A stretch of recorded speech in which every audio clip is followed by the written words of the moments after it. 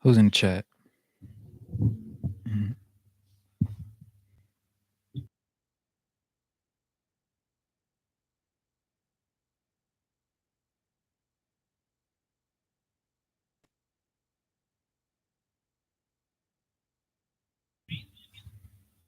Mhm.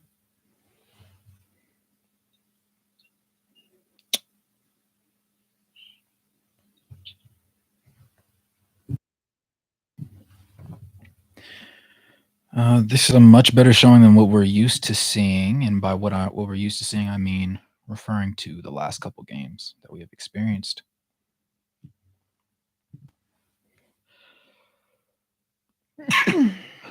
Bless you. Bless you. Thank you. Welcome. Who's in the chat with me right now? Ochai and Keontae obviously starting this time around makes things a little bit more interesting. Obviously, no Walker Kessler today, but somehow we're managing. I think this was kind of a necessary evil. Not even necessary evil, it's just something that needed to happen in order to see a comfortable change that was a little bit refreshing. No, not that's not to say that this game has been going perfectly because it hasn't. But compared to the last showing that we had, this is just significantly better. Obviously, Ochai playing, 18 going on 19 minutes, only taking 2 shots, kinda low. Do I love Jordan Clarkson taking 21 shots? No, not really, but he hit 11 of them, so I'm quiet for now. I gotta respect it, you know what I'm saying? That being said, he does have 3 turnovers to his 4 assists, which isn't great, but we'll appreciate what good we can get out of him over the long term of the game, especially with him being on the game over almost 26 minutes now. Obviously, Lowry being efficient with his 6 of 12 from the field, 50%, obviously 2 of 4 from 3, so he's definitely cut down on the number of threes that he's taking, just probably part of the game plan considering the fact that he's not sharing the court with Walker and the rest of the boys. But that's not a bad thing. Obviously, we have John Collins, 5 of 6 from the field, already reaching his totals from last game, quite honestly. And with 7 rebounds total, I think he's just one shy of what he had last game. But definitely a better overall showing by these boys today. I'm missing the fam. Where's everybody at, gang? I need some. I know my video did good, but I need somebody to talk to in here.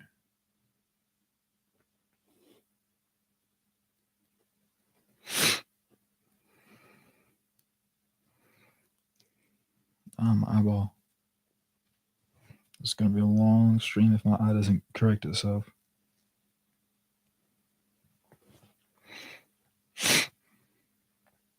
Let me go ahead and let Tayton and the boys know that we're up in here. Not go live. We'll switch it. We'll go ahead and make a lovely post.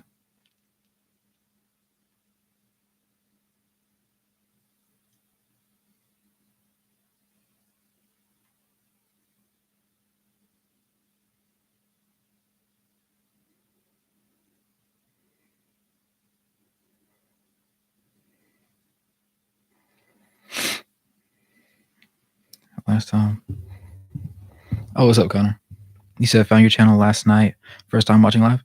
Well, you are the lucky winner. No, I'm playing. Glad to have you in here. Usually we have about 6 people in here by this time. I'm about 5 minutes into the stream. So I'm actually watching myself on my phone at the same time as I'm talking to you. That being said, how are you liking the game so far? This is just me and you. I'll just go ahead and get started. Made a little post on YouTube so that the boys know to go ahead and slide out this way.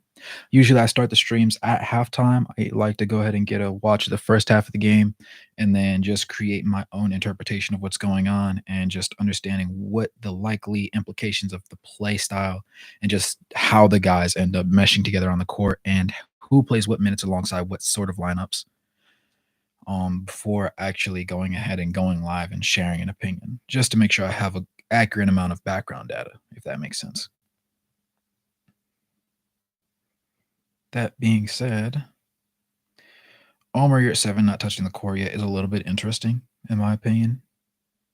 but I'm not gonna say that I dislike it. Right, we got a minute and a half. Defense has been okay today. Not great, but okay. We're looking at, let's see, a minute and a half left in the third, right here by my game score. What's up, Logic? Yes, sir. How you liking the game, bro? I was expecting Tayton. Well, I think Tayton's at. Is this at home? I think Tayton was busy tonight. I was hoping that what's his name? I was hoping that Lee would be back in this one. He said that his son was doing a little bit better, so he might jump in the stream later on. I'm expecting like probably at the beginning or at the end of the game, most likely. Jazz with the 3-point advantage. This is just overall a much better showing than what we're conventionally used to seeing. Um, I don't expect that this will stick for too long, but that being said, it is refreshing to see this change. I doubt the video that I made had anything to do with this, but I do like what I'm seeing. THT on the bench, not mad at it. He still played 16 minutes. He's still been roughly the same player he was when he started, ironically enough. 6 points, 4 rebounds, 5 assists to 2 turnovers and 1 foul. So, and he's 3 of 8 from the field. So really he's the same person that he was as a starter off the bench. So I think we can keep it this way. Now, Keontae obviously not shooting particularly well from the field. 3 points, 1 of 4 from the field, 1 board, but he does have 7 assists to no turnovers, which you can always appreciate that, especially from the point guard position when we're so used to seeing the likes of Jordan Clarkson, Colin Sexton, and THT just turn the ball over and pass it like it's a hot potato. That being said, Jordan Clarkson is having a much better scoring night. I know we've been roasting him very significantly lately, but he decided that he's going to keep us at bay for another game by going ahead and catching fire, 11 to 21 from the field so far, which works out to 52.5% from the field. Obviously, one of three from three, which is acceptable. I don't love him taking 21 shots. If I want anybody taking 21 shots, I'd much prefer it to be Lowry, but he's hitting over 50% of them, so I got to go hands off and just let him cook. He's also 5 for 5 from the free throw line to go along with 2 boards. Now, the turnover issues haven't necessarily been solved on his part. Obviously, we know he's averaging about 3.5 a game. He's at 3 right now with 26 minutes into this one. But he has 4 assists, so it's a little bit better, I guess, depending on how you look at it. You haven't seen much yet. Saw the starting lineup and they gave the change. I'm not sure how long they'll keep it this way. Been with the group of us. Oh no, you're good, bro. Whether you're listening or if you're actually watching the stream, it's cool either way. Just glad to have you in here chatting it up. That being said, John Collins is being his regular self today. Finding his points in the flow of the offense, not really taking away opportunities from anybody else. 5 of 6 from the field. There you are, Tayton. I was looking for you, buddy. Pleasure. John Collins, 5 of 6 from the field, 83%, pretty efficient. 1 of 2 from the 3-point line. Love to see it out of him. Hit his 1 free throw that he did end up taking. 7 rebounds, 1 assist, only 2 well, he has 2 turnovers. I'm not going to say only 2 turnovers, but he has 2 turnovers and 3 personal fouls, which is not extremely concerning, but it's just something to keep note of. You know what I'm saying? Especially since he did it in only 18 minutes. He said, "What's our deal with closing quarters?" Man, your guess is as good as mine. We can't seem to get one. It's like we spent all of our luck against the Clippers to win that one game, and we just don't have anything left in the tank for these types of circumstances. That being said, this is a much more comforting game against a better team than I think the Bulls were. So that, on top of the fact that obviously we don't have Walker Kessler in this one, it's a little bit more interesting, but I think it allows for more minutes to be played by more interesting lineups. You said, like, we will turn over 2 times in the last 30 seconds of each quarter. Yeah, things just get really sloppy, man. It's not ideal. We don't want to see it that way, but it seems like we've caught ourselves in a situation where this is just the reality of the Utah Jazz, at the very least for the time being. I don't know how long it's going to last. Hopefully not terribly much longer. I was telling Logic earlier that THT has been the same player off the bench that he was as a starter. So I think it's time that we say go ahead and create some offense and just do your thing off the bench. I don't necessarily love Keontae George getting thrown in the fire, but the one thing that I will give him the benefit of the doubt of is the fact that he does have 7 assists to 0 turnovers. Now he is 1 of 4 from the field, played 20 minutes, so slightly up in his minutes, you know, but while I don't love his shooting splits, I think this is a good approach against this particular team, and it's evidenced by the fact that, like I said, he has 7 assists to none. You said, "Would you rather have done?" You would rather have Dunn, but don't mind Keontae? Yeah, for sure. I'm with you on that one. I think Dunn is the more overall complete player, and I think Dunn needs to be given the opportunity to fail. I don't think that the Utah Jazz have done a good job of giving him that opportunity. He's only played 8 minutes today, 2 of 2 from the field, hit the 1 3 that he took, 3 rebounds and 1 assist, no turnovers, no fouls. So he's been efficient in the minutes that he has played, but there just hasn't been that many minutes that he's played. Also interesting the fact that Omer Yurtseven hasn't played any minutes. On a coach's decision. Will I think that trend will continue at the very least for the rest of this game. I don't think he's going to see the floor. It was interesting to see Walker not play and then Lowry be the one that starts at the 5. I still like Collins obviously at the power forward spot. He's going to be efficient. He's going to give you reliable minutes, points. Defensively, he's been okay. He's put up an acceptable performance. And even if he doesn't touch the court again, I don't hate 12 and 7 out of him. I would love him to be closer to averaging 16 points on a nightly basis. 16 to 18 would be like pretty good because he's also doing it on a very low volume of shot attempts. So it's helping push the needle without getting in the way of everybody else that's trying to get something done on offense, particularly Lowry, who has only taken 12 shots. Obviously, 6 of 12 from the field, a cool, light little 17 to go along with the 7 rebounds. No assists, but a block, a steal, and a turnover. You said Sexton is trying too hard to be a hero. Yeah. Yeah, I would agree with you on that one. Also, part of it is just because that's the type of guy that he is. He always seems to have that like back against the wall, I'm about to get cut mentality. I have to make sure I look good. Which credit to him works in some situations, but in a game like this, it becomes very apparent that it's not exactly working out for him as in the 16 minutes that he's played, he's 3 of 9 from the field, right? He did go 1 for 2 from the three-point line, 3 of 3 from the free throw line, so we can accept those numbers, but the 3 of 9, if you're gonna take a 10th shot, make it a good shot. Make or miss, you gotta make it a good shot, right? Gotta get that percentage up just a little bit. He does have 2 boards, 2 assists, and he doesn't have any turnovers today, so we'll take 0 turnovers. We know how he can have a tendency to get going, but I don't hate what I'm seeing out of him right now. Fontecchio getting 15 minutes has also been interesting. Obviously, 4 of 6 from the field, 2 of 4 from the three-point line.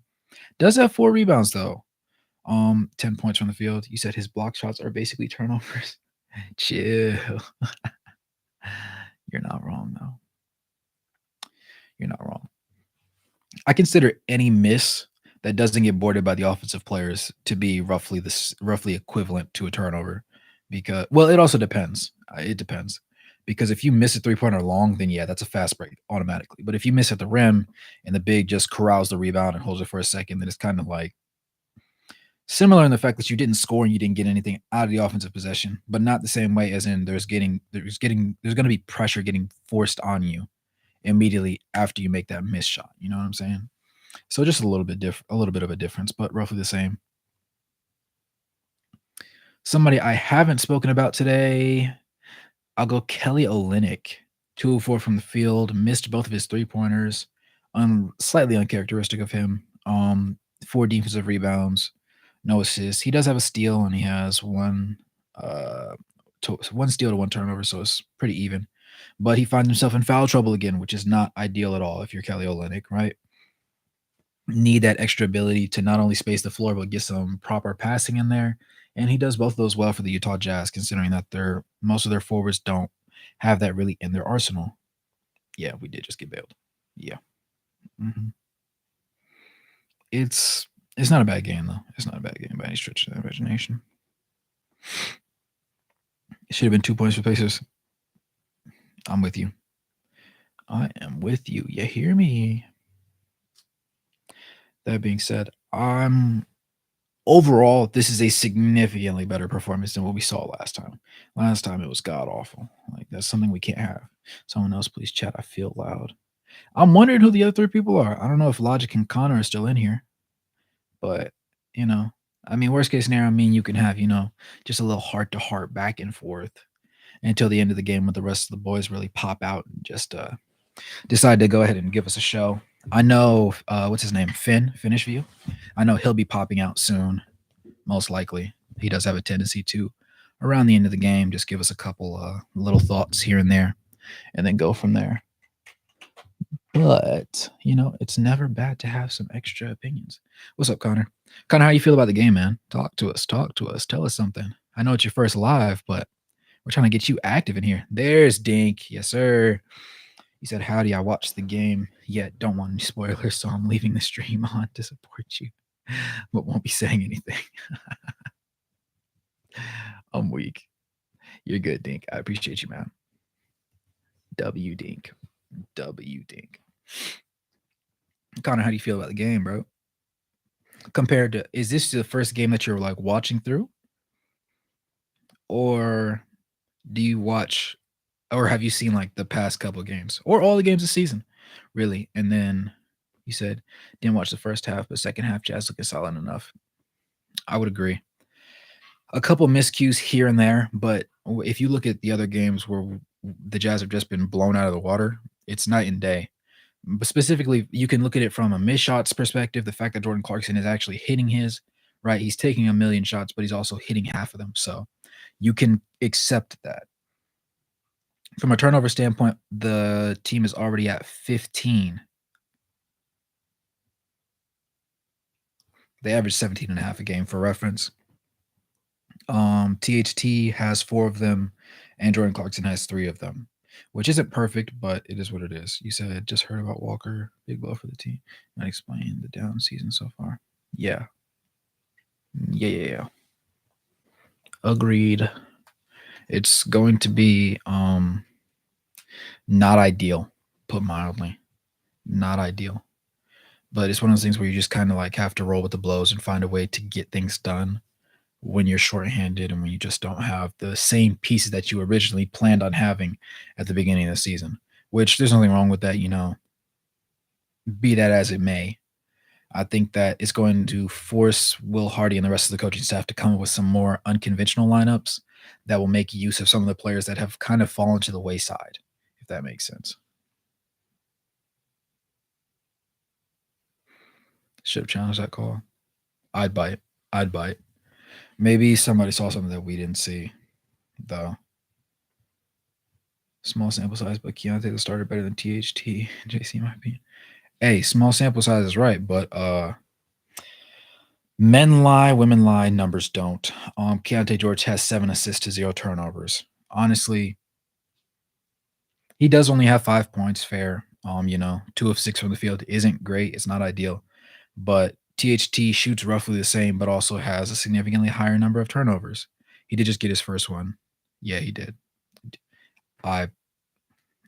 There's Lee. Yes, sir. What's up, Lee? Pleasure to have you, man. 2.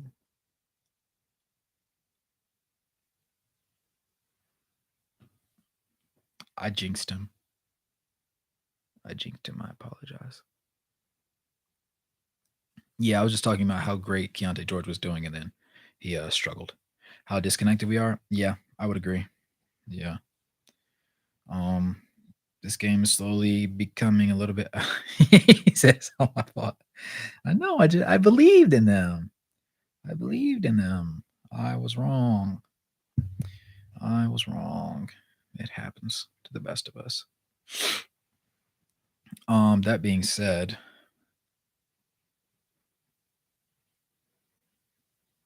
not terrible though. Not terrible overall.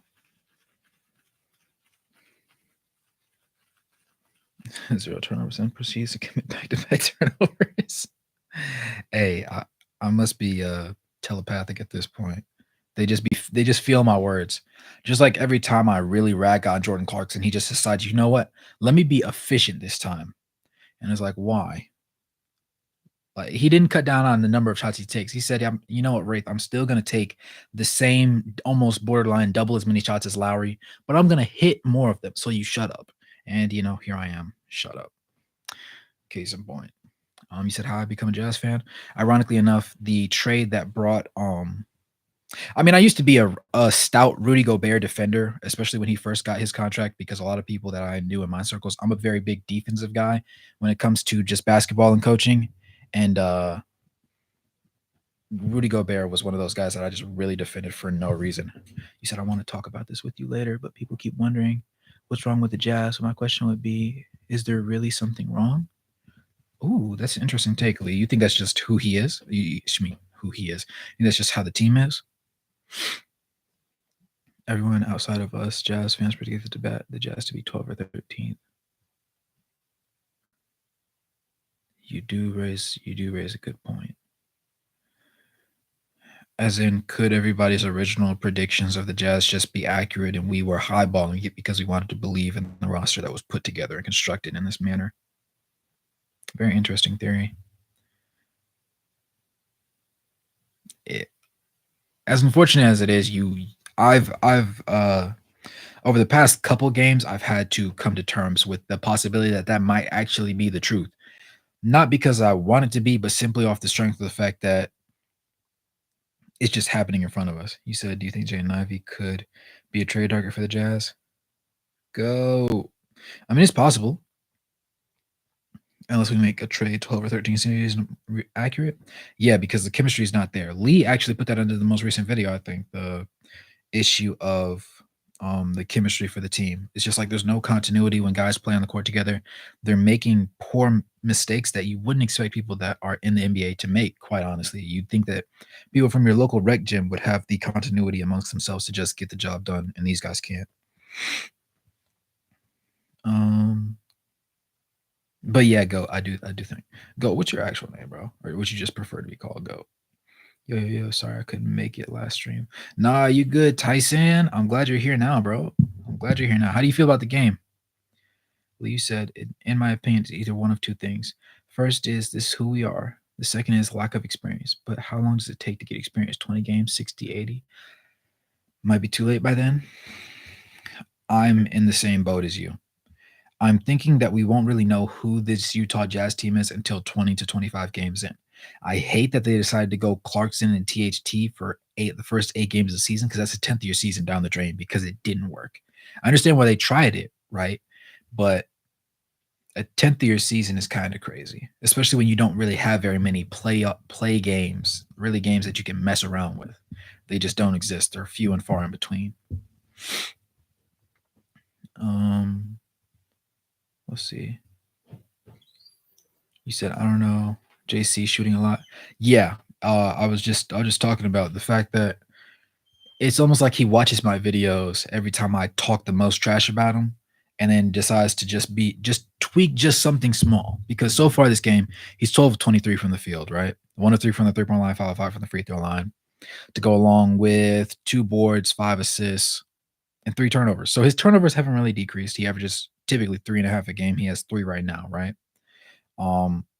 But he said, you know what? I'm not going to shoot less shots than I have been, but what I will do is hit more of them. So you shut up.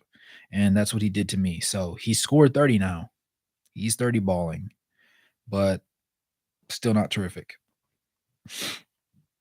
That's just how I'm feeling. Will they, though, is the question. Tatum. You said after 15 games, you can get a good idea. And then you said Simon Fontecchio has actually been good. Yeah, I knew he was going to be solid in the little spurts of minutes that they did end up giving him. Him shooting 5 threes this game doesn't surprise me. I'm surprised that they actually gave him 8 attempts in the 18 minutes that he's played, but I'm happy about it because it bodes well for him in the long term and just his usability on the court.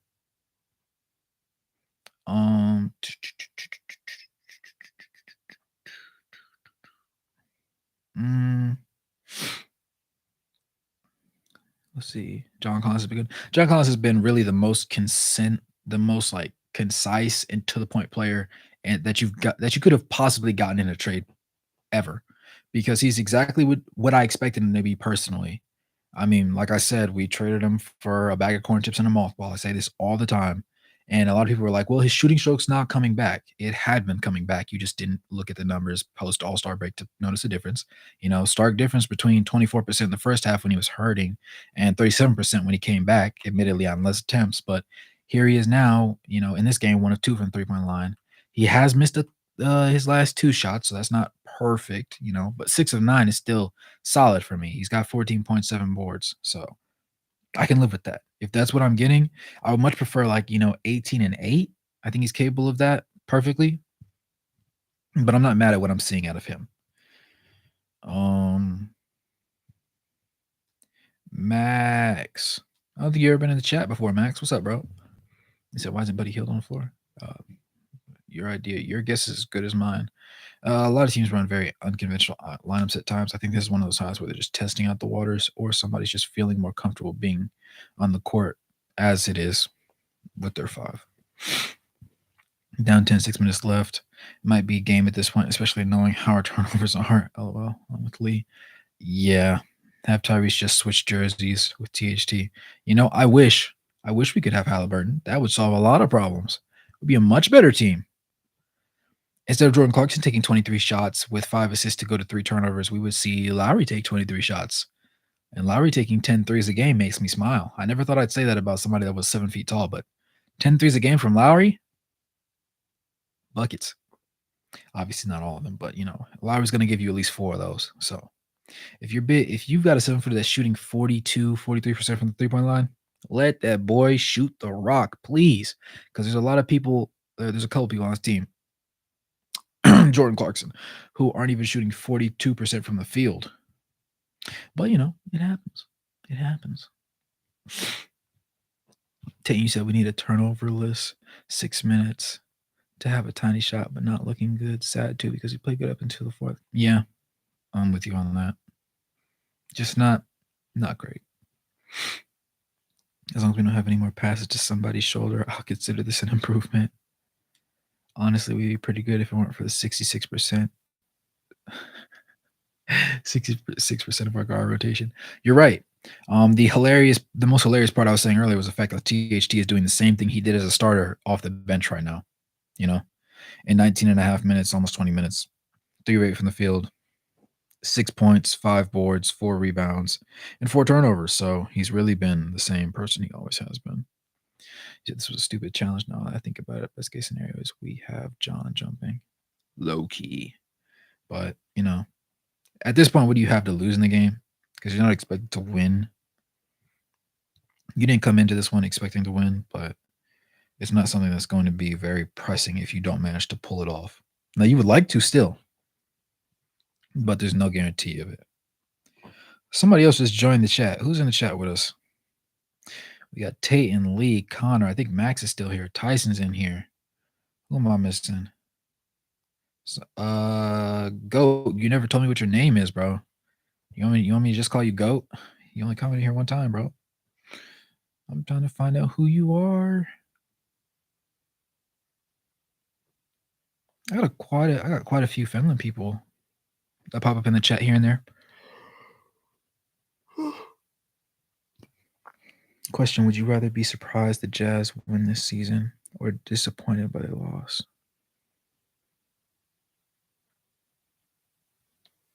Wait, what you mean, Lee? Rather be surprised the Jazz win this season? You mean this game? Oh.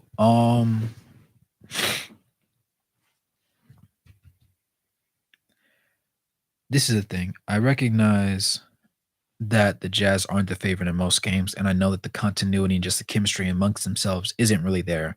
Hence, evidenced by Jordan Clarkson, he's 31 right now, being the only person that's been on the team for 2 years. So the chemistry isn't really there. There's a lot that has to go into it, right? So it's like a lot of rookies in a different thing. And John Collins said it really well himself in his presser when he was like, I feel like a rookie again. It's just a whole new environment, a whole new feeling. But for him, it really benefited him because his shooting stroke came back. He's playing efficiently. He's cleaning up the glass. He hasn't been terrific on defense, but he's been good enough to where I can be happy with what he does. You know what I'm saying? Um, Outside of that, though, I've come to the realization that this might, like you said, this might just be who the Utah Jazz are, especially if they want to go ahead and start THT and Clarkson on a consistent basis, which I don't agree with. Um, the 8 games was more than enough. I think the first 5 was really enough of a sample size. I didn't even think THT was the best point guard coming out of the initial start to of the preseason. You know what I'm saying? Um, let's see. That's another problem. John Collins is a key piece of starting lineup, and he's new. He has to get used to this team, but this team also needs to get used to him. Yeah.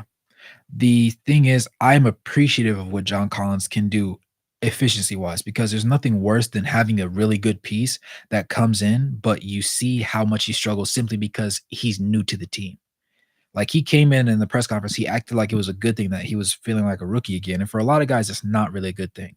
But for John Collins, the fact that he's shooting, I actually need to look up his shooting splits because he has to be shooting pretty good.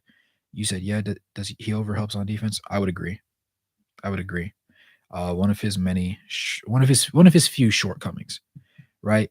I think part of it has to do with like the lack of extra length that he has. Like a lot of guys are tall on top of being long.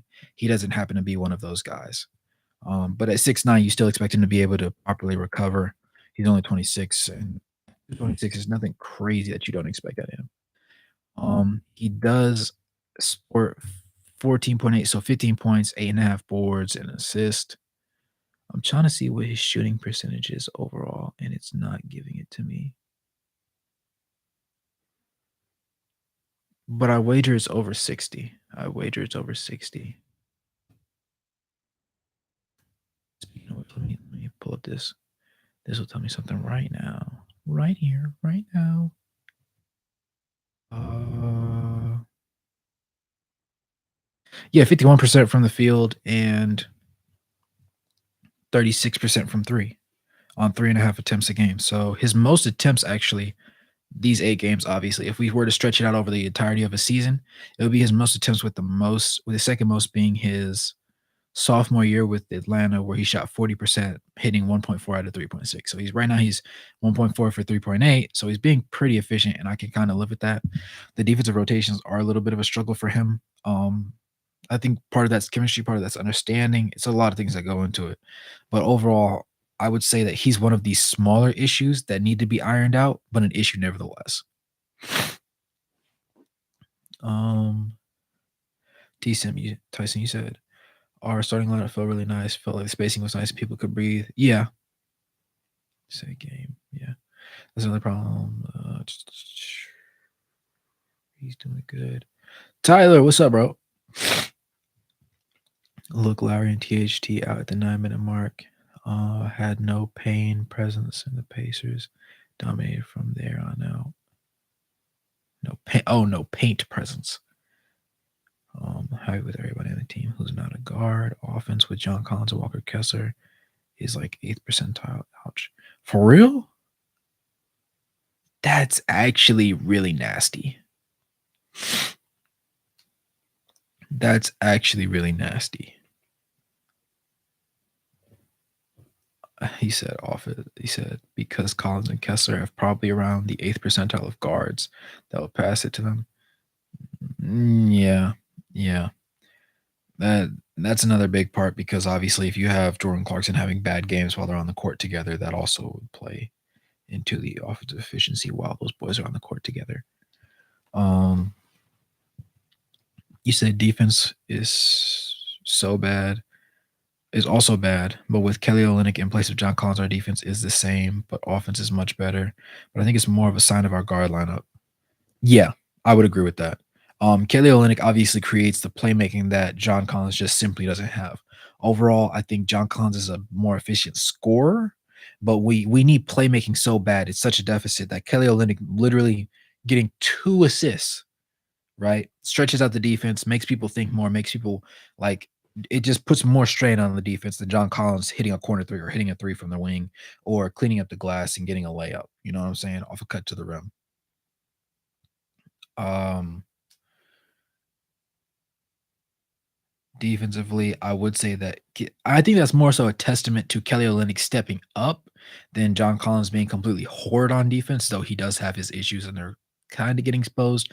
Not to the degree that they probably should be against an elite team in the league, but more so because Kelly Olynyk used to be a horrendous liability, and I wouldn't say that he is one right now. Um, Remember hit that like button and subscribe. Yeah, what Lee said, man. If you haven't, go ahead.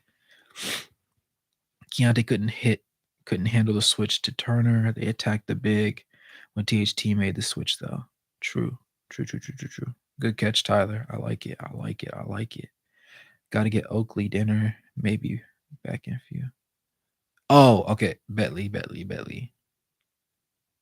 Keontae block. Kessler analytics are horrible everywhere this year. That's why they shut him down. I mean, Walker's been in a very curious position. I have my happy moments with him, and I have also quite a few gripes, actually. I know I have all my videos that tend to cater towards him being a good player, but he is not without fault. It's just that there's so many other issues with the team that are absolutely horrid with other people that he just kind of gets pushed to the back burner, if that makes sense. I love how they always give us a ton of foul calls at the end of the game. So when fans look at the box score, it looks a lot more even than it really was.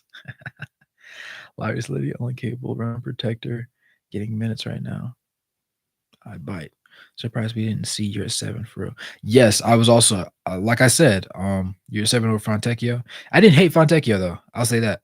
But year 7, what I said at like the 3-minute mark in the third quarter, I said we weren't going to probably see him at all today.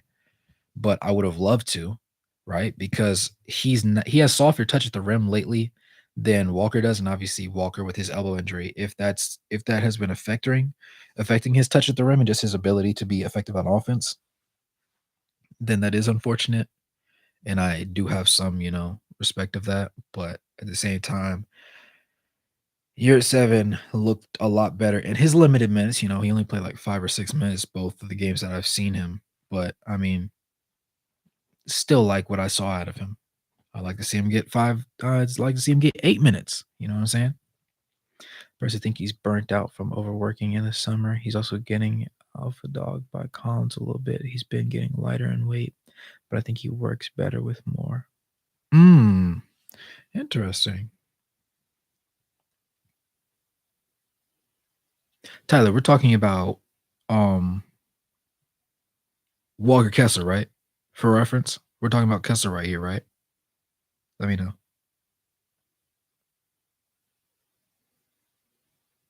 No, you're good. You're good, bro. Yeah, we got all the time in the world to talk about. Um, that being said, you do raise a very interesting point.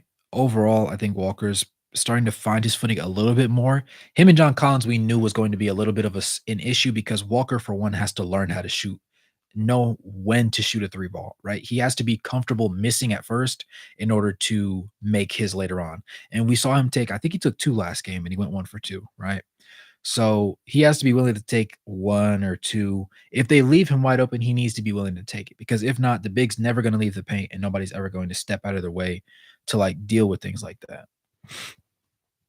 Um, but at the same time, I do see what you're saying.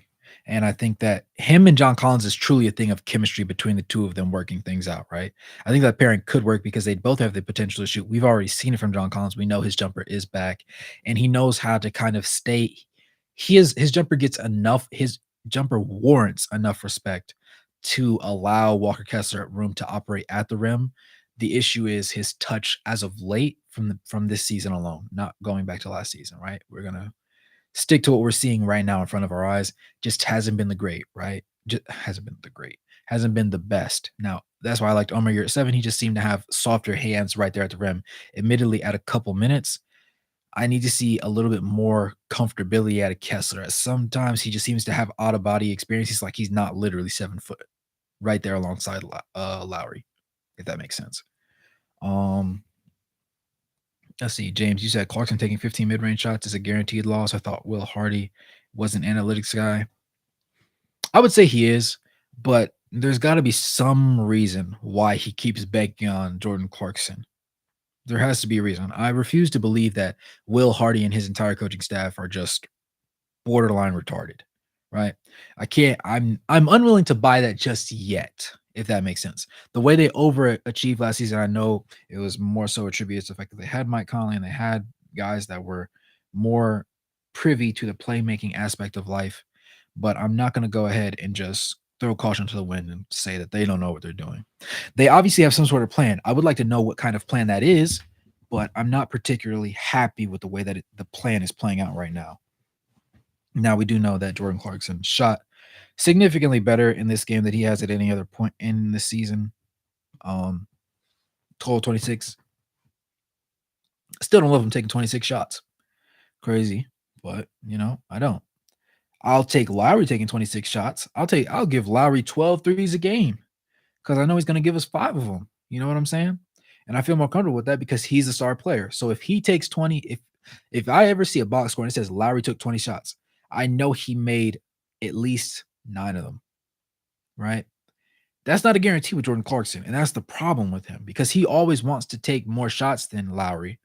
He's been put in this weird position where he's expected to be a playmaker, and he's not a great playmaker, right? He did have 5 assists today, but you know what else he had? 6 turnovers. Can't win games like that. Absolutely not, right? THT had 4 turnovers to his 5 assists. I loved Keontae George getting this start. I lean towards Chris Dunn, but after seeing Keontae in this one, I didn't hate it. I didn't hate it. He finished the game 3 of 8 from the field, which is 37.5%.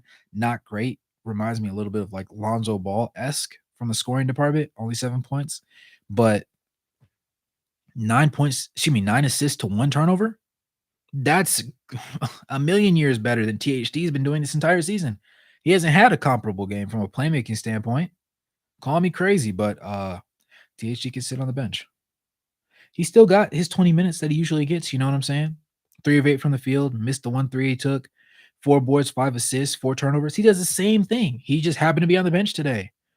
I think Keontae would benefit from these minutes. And if you want to win games, give Chris Dunn the opportunity to be terrible. Because if Chris Dunn's terrible, trade him away.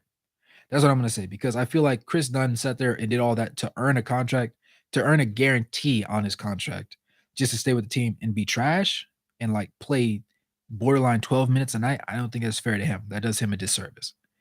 And I think Keontae George, the only person he can really learn from on this roster from a guard standpoint is Chris Dunn. Chris Dunn talks on defense. He's not the longest, but he finds himself in position a lot better than most. He plays better zone defense than THT. He's less turnover prone, right? And while he doesn't have the greatest shot making skill offensively, he also knows his body enough to not sit there and make just stupid decisions. If that makes sense, right? Whereas you see Jordan Clarkson and he says, I'm starting now. I'm going to do exactly what I can. I'm going to do it. Yeah, Dunn is extremely predictable. I would agree with you on that, Tyler. But I love that. I think I love that predictability about him because there's not enough predictability with Clarkson. Like I talk the most about him not being productive, and then he has a game like this one where he shoots total 26 from the floor, 46% from the field. But in the other like 5, 6 previous games, he shot borderline 30% from the field. So it's kind of like a up and down, topsy turvy kind of thing. It's something you can't win games doing that, right? If you're not the star player and you're more of a 6-man type, come off the bench and do your thing. But starting and doing that, I can't really live with it. I kind of skipped some of the stuff right there. Let me go back. You said Kessler's a stud. The only thing he needs to do is go up confidently and dunk. He's been doing too soft and resulting in what should be easy buckets into a miss. I agree, 100%. Even if they start together, Walker needs to play with Kelly Olynyk more, and Collins has to play with a rim protector that can hit threes. So either small lineups with Lowry, or give Yurt minutes with him on the bench. I feel comfortable with that. I feel comfortable with that. I don't dislike that take actually. I don't. Kessler is soft. Coach loves the vets. Kessler needs to be able to bang with Embiid's and Jokic's. He currently gets ragdolled by them. Yeah, he needs to be. And I that's why another part of the reason why I hated the fact that he sat the bench so much during FIBA, because he was the most traditional 5. Jaren Jackson Jr. is not a traditional 5. He can't rebound like that. So you're expecting him to bang against real big men. Those are reps that you just took away from Walker Kessler, who's actually going to benefit from them. Because with the healthy Steven Adams on the Grizzlies, Triple J doesn't play this. He doesn't play the 5. He plays alongside Steven Adams, so he doesn't have to bang down in the paint with everybody. That's not his job. That's not how he got the Defensive Player of the Year award. So taking away minutes from somebody like Walker Kessler, who's going to, number one, benefit the most from it, and number two, going to play using that in the actual regular season and in the postseason if the Jazz, when the Jazz eventually make it that far, it just made no sense to me. And I feel like Steve Kerr mismanaged his minutes, and I stand on that. I have to continue to.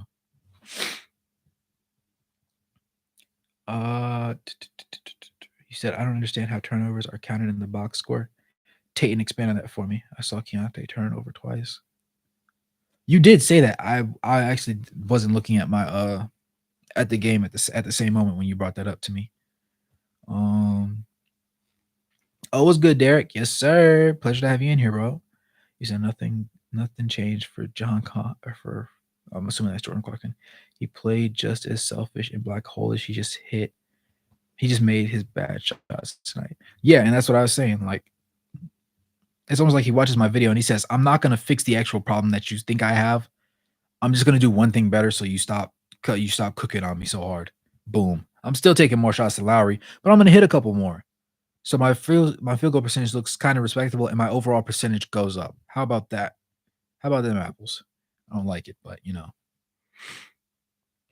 Tyson, you said you want Trey Jones. Oh, Jared. Man, let's see. I thought Clarkson, THT, and Sexton lineups were a hilarious NBA version of a Rat King. Yeah. James, I hate myself because I understood the reference that I had the picture in my head, and I don't like that I had the picture. I shouldn't know that. Yeah, it's interesting. It's interesting. Jazz only have 2 quality defenders, Dunn and Kessler. I would say that Lowry isn't the worst in the world either, Dell. He's learning his role a little bit more. And John Collins isn't piss poor, but in isolation situations, he doesn't do nearly as well as he should. Ochai, I think, let me know your opinion on him. I feel comfortable with him actually as well. But aside from that, I stand with you. Aside from that, James Harden in Houston was predictable too. Nobody could stop him. True. He shoots you into losses. True. I hate it. I agree. I hate it too. I'm not sure why they don't try Taylor Hendricks, to be honest with you. Maybe even, oh man, I just lost it. Maybe even try him out with John Collins instead of Kelly Olynyk. At this point, we need to try something new.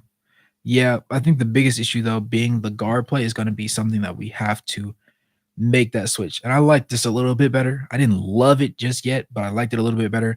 I need Jordan Clarkson off the bench. I need him on the bench. I'm going to say I don't want him to play, right? Because there's something to be said about people that are fearless scorers, right? Somebody that's willing, that can shoot 1 for 26 from the field and say, you know what? I can probably go 2 for 27. I'm going to hit this next one, even if he misses it. Like, he has that bold confidence, that vigor about him that most guys just simply don't have and can't maintain. So I appreciate that with him. But a lot of times it's misplaced right now because we need to win games, and I can't have you going, 8 of 22 from the field. That's not acceptable.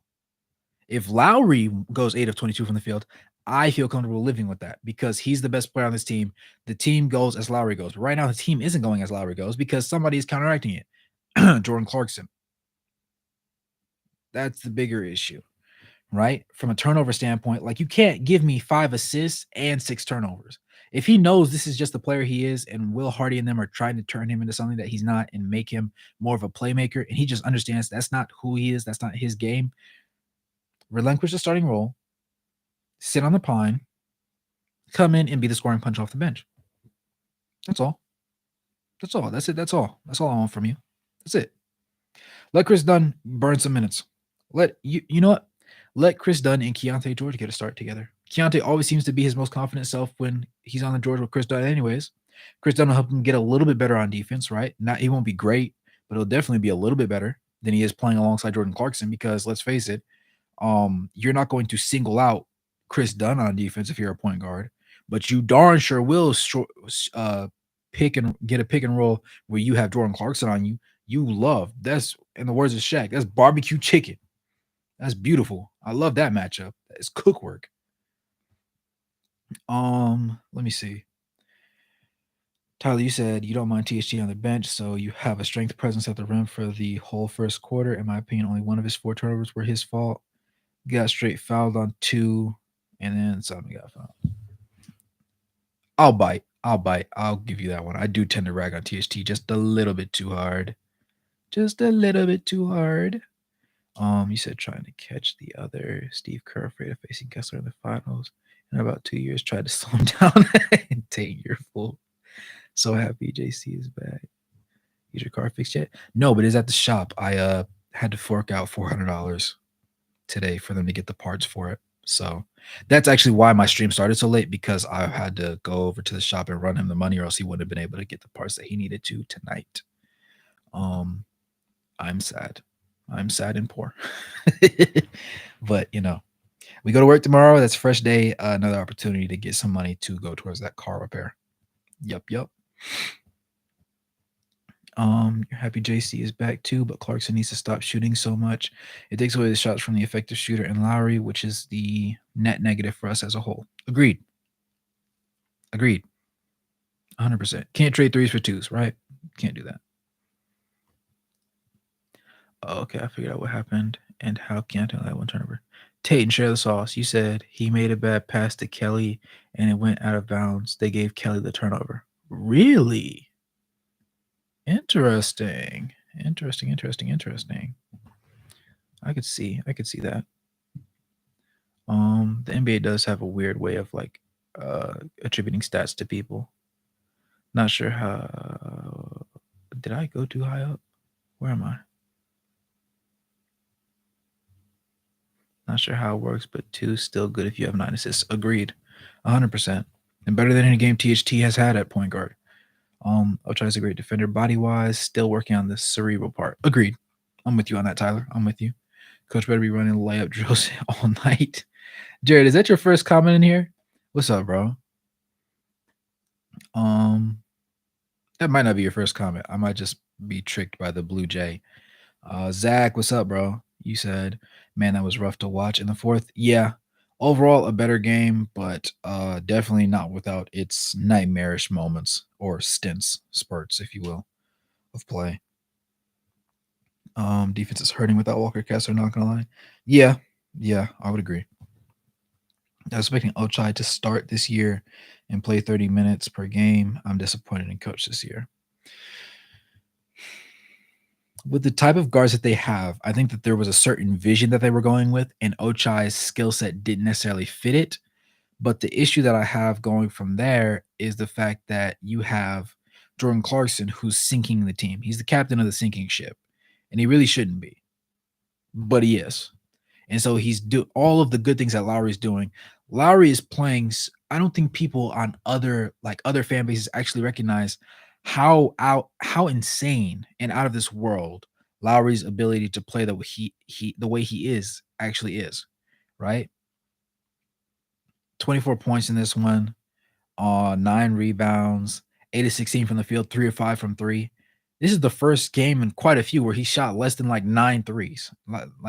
Going back probably 4-ish, if I'm correct. Correct me if I'm wrong, but 4-ish games back when he shot this low number of threes. But he's efficient, and you can't appreciate the efficiency because there's no wins to go behind it. So it feels like an okay player putting up great numbers on a trash team, and that's not the way you should look at his metrics.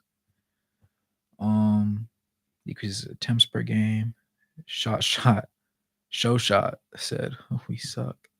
What's up, show shot?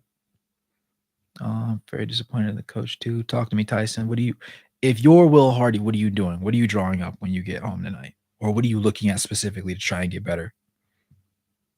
What compounds the issues? The guards not getting Lowry open shots. Exactly. Jordan Clarkson used to be the 6th man. He needed to stay the 6th man, I would argue. Barbecue chicken, love it. Yes, sir. Got to remember the oldies. How many layups we miss? Tyler, you said hoping. Let me see. I just missed. You said, I just hope giving Keontae all this before he's really earned it doesn't bleed into the future of favoritism going on outside of the known one for Clarkson. Yeah. There's another Shaq saying, you said, with G14 college and by you. We're due to win then next 4 games, West Group A champs. We need something to turn our way because this isn't looking good. I think THT is kind of suffering the same stuff as Gobert was, so I feel extra need to defend him because he literally gets scapegoated for so much that isn't his fault. I'm willing to stand with you on that one. I'm willing to stand with you on that one. We need Hendricks length. I'm interested to see why they think Hendricks was not prepared to play yet. Considering he was the higher draft pick, I would like to see him burn out. Just like I would like to see Chris Dunn burn out as well. Not saying I want them to see him fail, but I want them to get the opportunity to fail. I feel like, Jordan Clarkson has gotten enough time to show us exactly who he's going to be this year. A shot taker. Not always a shot maker, but a shot taker nevertheless. You know what I'm saying? Kind of gets boring of seeing it every now and then. Let's see. Darren made a way funnier comment earlier. You skipped it because he said Sexton almost clocked the most clocked player. I did miss it because I was like, what? I was like, yo, what happened? Because y'all said Jared, but I didn't see what his comment was. I'm weak. Most blocked player in NBA history. Yeah, I'd like to see Taylor Hendricks in the G League right now. Yeah, I did see that. Unfortunately for us to see him, I might have to watch a G League. I'm not gonna lie. With Kessler out, Hendricks needs to be brought up. Jazz need a backup center. I want to see Blade Swiftx. I want to see You're at 7 play today. I wanted to see him play today, but we didn't get to, unfortunately. Um, let's see. I wish Hendricks was ready. He's not. I see Kelly Olynyk as a power forward. I would agree. He's not a small forward. Hendricks didn't get the reps in summer league like Keontae. Also true. If I'm Coach Hardy, I'm talking with GMs and telling them to figure out the guard problem ASAP. Dell, you said I saw LaMelo Ball rumored to Jazz trade, but they didn't have enough. 2 firsts and THT Collins/Sexton. I think it would have to be 3 firsts. Those bad guys plus George. You do that deal? Here's my issue with LaMelo Ball. The difference between LaMelo and Lonzo is to me, it's very cut and dry. Lonzo likes winning. LaMelo doesn't care if he wins as long as he looks good in the game. Lonzo is egoless. LaMelo has massive ego. I don't think this Jazz team really needs somebody with massive ego. Tyrese Halliburton, Tyus Jones, Alonzo Ball, guys that would meld well. Mike Conley, who we so desperately miss. Similar situation, you know what I'm saying? Those types of guys are more so like in the middle of something that you would much prefer to a LaMelo Ball. LaMelo has the talent, but I don't think he fits the culture and the mindset of what Coach Will Hardy's trying to cultivate here in Utah. Well, they're in Utah, I'm not in Utah, unfortunately. Lee, you said at this point anything is better than this dumpster fire. So any change made from here on out, I'm okay with. I'd agree with. We got to start trying stuff. He was 9th pick, wasn't he? Yes, sir. Top 10. LaMelo would never play for the Jazz. I'd rather Hendricks play over THT at this point. Yeah. But Hendricks at point guard would be better than this crap. Hendricks a forward. I know that's what makes it what Lee just said even funnier. You said I'm a chill on the THT stuff though because I always intend to talk about the Jazz, just go off on THT. So I'm gonna chill for a while, a bit on him, and just let it play out. Fair. If we do that deal for LaMelo, we should keep Collins and throw like 4 first instead of 2. I mean, we've got a lot to work with. I don't love LaMelo Ball. There's other people. Like I say this to the end of time, but a healthy Lonzo would make me a very happy man. Because number one, he solves a lot of our perimeter defensive issues. Whether it be zone or man, he can play both. He's a good communicator. He's not going to talk a lot of trash to other people. He's a love to have inside the locker room with you. He works hard. He just has a glass lower half. Like his ankle, he's got the Stephen Curry issue. He's got the glass ankles, and surgeries up the wazoo. Like that's the biggest issue with him. I don't know if you touched on Fontecchio yet, but he looked really solid tonight. Yes, yeah, he definitely did. 4 of 8 from the field, 2 of 5 from 3. I can accept that. 5 boards, 1 assist. He only had 2 turnovers, which wasn't great, but he also had a block. So in only 18 minutes, pretty efficient for him. Those are quality minutes. Now I know he's not going to be heavily used in the rotation, but in the games that he does play, I trust that this is going to be the consistent version of him that we see. The Alonzo Melo comparison. I appreciate that, Tyler. Yes, sir. Um, Tyrese is my dream PG. I can see it, Tatum. Fontecchio was good. Yep. Don't let Fontecchio fool you. He had 3 amazing games last year, and then sucked the rest of the season. Yo, Tatum, you are a Fontecchio hater. But it's also possible. It is also very possible that he does that this year. Like the game winner against the Warriors. IBSX. What's up, bro? I don't know what your actual name is, but what's up, gang?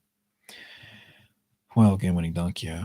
Chewy's pretty streaky. Yeah. Not as streaky as the Jordan Clarkson we've seen so far this season, and that boy keeps getting a shot. Good God. At this point, yeah. Yeah, I've seen enough. I was about to say start Colin Sexton and let him shoot 30 shots, but I know how that's gonna end. And I love Colin, but I know how that's gonna end. Give Chris Dunn some run. Give Chris Dunn minutes, please. Let him fail so we can trade him. I hate that he got a guaranteed contract and then we just see him ride the pine. Let's see. God forbid it happens to him. I like Lonzo on one knee or ankle over what we've got. Low-key. Imagine if we got Damian Lillard and his botched knee surgery is what he's trying to come back from. Lonzo, his ankles are glass too, though. Yeah, that's what I was talking about, the surgery afterwards, because it was done once, and then they realized that something needed to be adjusted, and he's had 3 on them, right? It's 3. I want to say, correct me if I'm wrong, but I think it's 3 surgeries on that knee. And so we're waiting to see how he comes back. You don't need 2 knees or 2 ankles to pass without turning it over. Yeah, but it seems like these guys do. It even sucks anyway, so who cares? Coaching staff maybe thinks the team. ES69, is this your first comment, bro? What's up, man? Welcome. If this is. If not, I apologize. We'll get rid of excess of turnovers and stupid plays by coaching and practicing new plays. But I don't know if JC is coachable at this point. He is what he is. That's my fear. That is one of my biggest concerns with him going forward. And the fact that we are willing to play him in this game 34 minutes, I don't know how I feel about that. Fontecchio is a dude that shines at the greatest role player, but after we make a huge trade, is a huge role player after we make a huge trade and then have to remake the bench. True. I could see that. I do indeed hate. LOL. He's like a nice guy. I just remember watching last year. He would leave his guy wide open and go help double team and then shoot 0-4 from 3 with 2 air balls. If I take you did good in the World Cup, and they will be average. Yeah. I love Dunn as a reserve point guard for next year and year after that we win. If I was the coach, I'd probably do no better. I'm not sure about how many.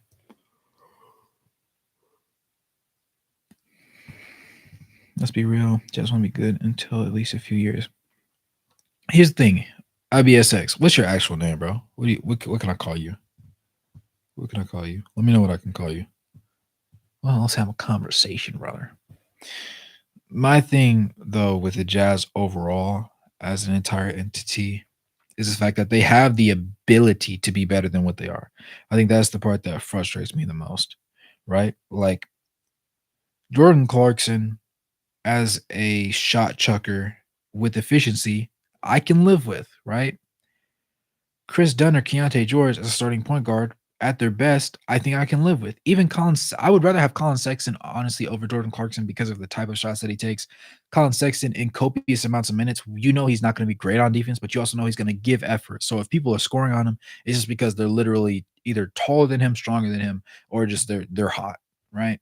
Jordan Clarkson, there's going to be a lot more defensive lapses where he's just not there, just doesn't put a hand up. It comes less down to the fact that he's like 6'3", 6'4", and more to the fact that like he just doesn't care to close out on certain people. And that's part that I find frustrating.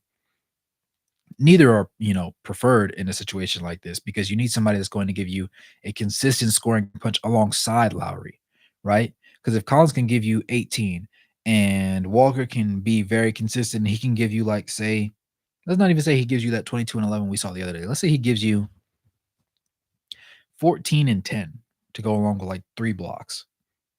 That's pretty good from a front court, you know what I'm saying? But you need that guard punch from the back court to give you that extra boost over the hump, and we're not getting that right now. And every now and then you see us showing from somebody that looks pretty decent, but it's not enough. And we needed a consistency part. Um, Dude, Fantecchio is an example of a true language and culture barrier he had to break through. Dudes like Luca and Wimby come over, partly Americanized. Low key. You raise a good point there. Low key. Very low key, but very important. Let's see. You played right. Let's submit your resume to the Jazz training staff and start a petition meeting started for stable tier. Oh man, I wish I could. I mean, I'm all of 6'4", so I just weigh a lot more than Keontae. Like, I'm not gonna lie, I'm a little bit of a thick boy at the moment. I need to lose a little bit. If I could get down to like 210, 205, I would feel comfortable.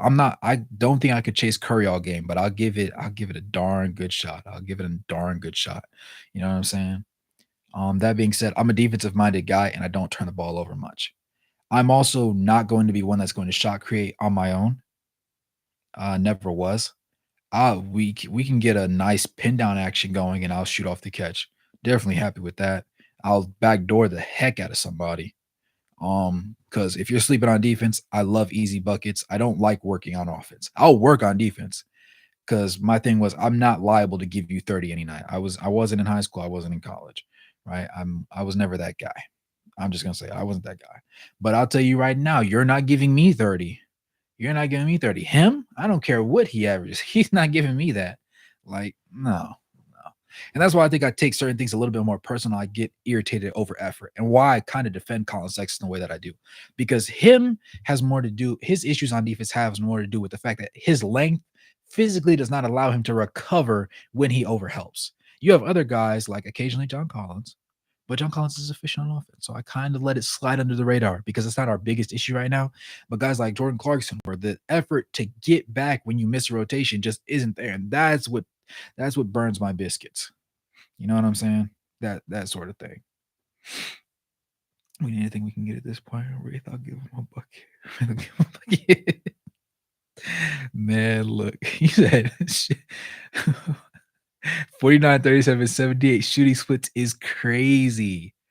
I don't know about 15. I might give you like 11, 3.5 and 8. I think that's reasonable. I think that's reasonable. Low key. Low key. Give me about 27 to 32 minutes a game.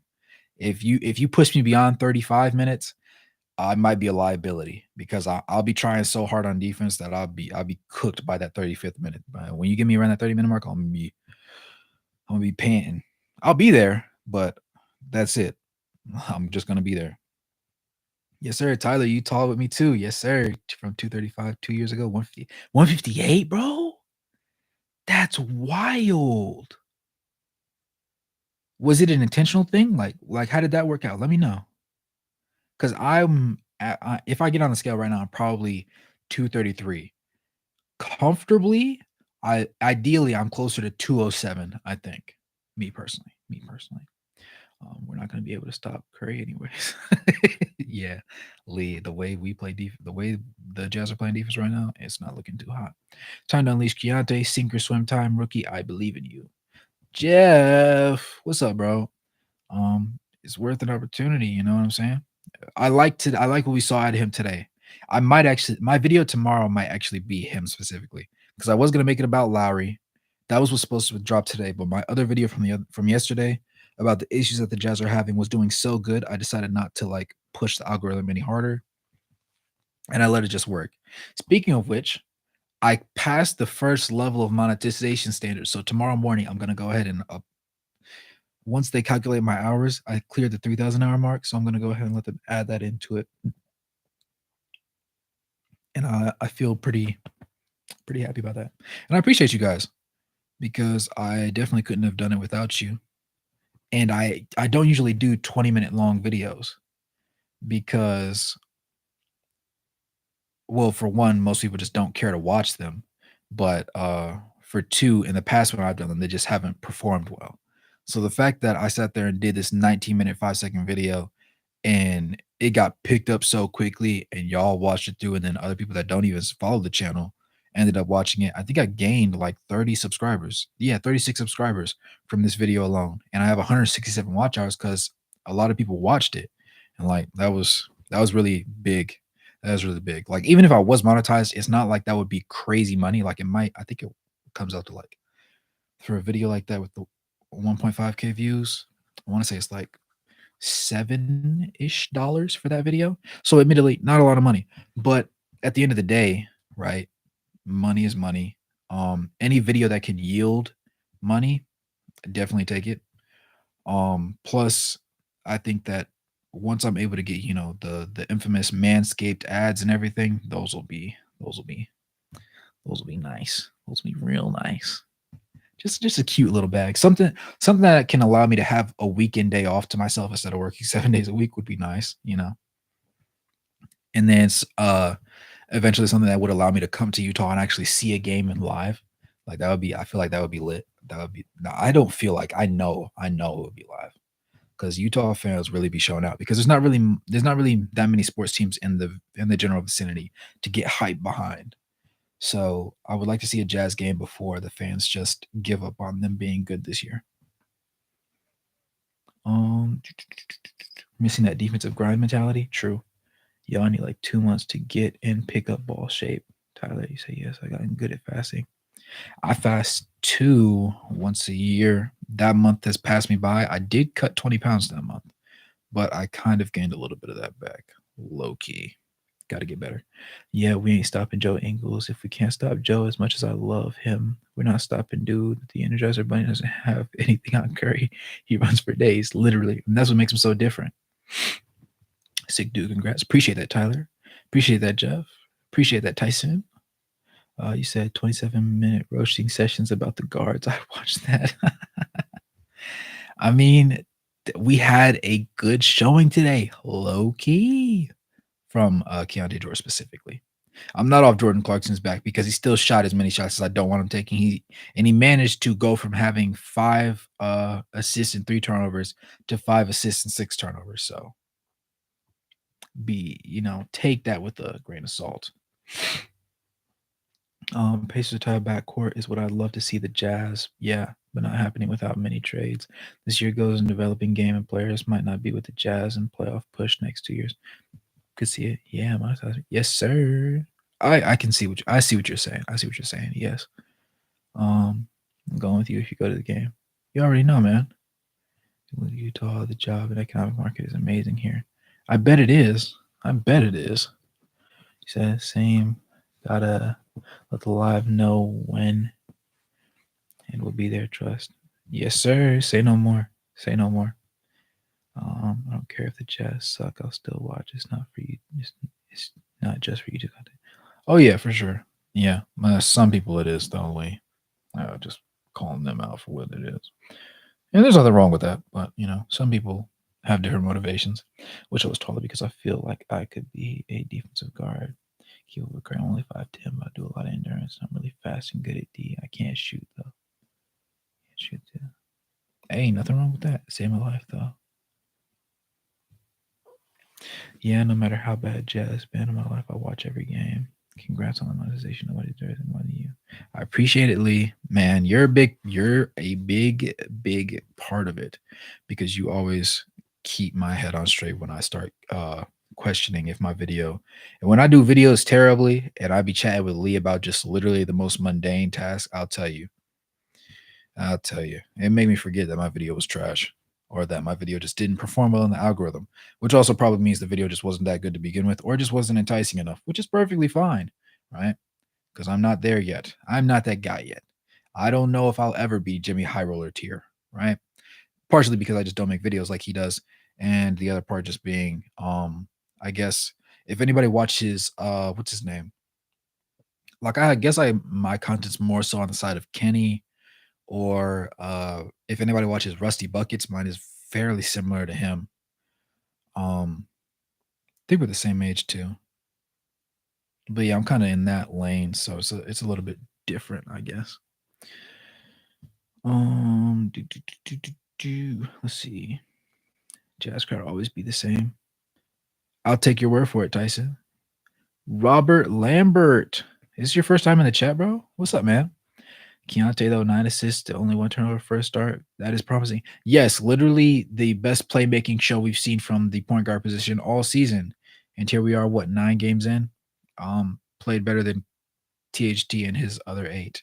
And THT off the bench still gave you 5 assists and 4 turnovers. So, hate to say it, but somebody is clearly a better playmaker. I was born and raised in Utah, grew up a fan. Even when they're bad, I just can't stop cheering, even when they're frustrating to watch. And that is a real fan, bro. Yeah, Drew Holiday can't stay with Steph. I help you.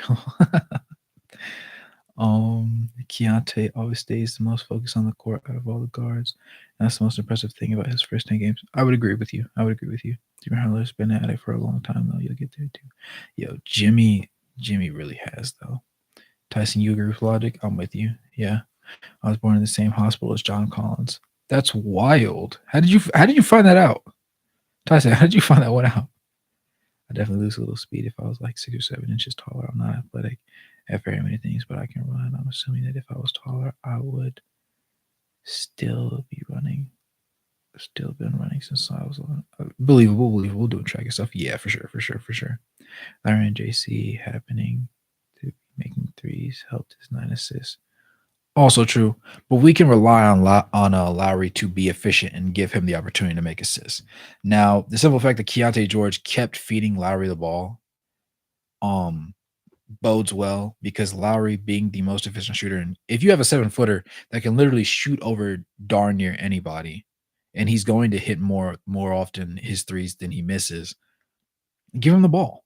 It's not hard. It's not rocket science. If need be, for some odd reason, if they actually want to guard him that day, set a pin down.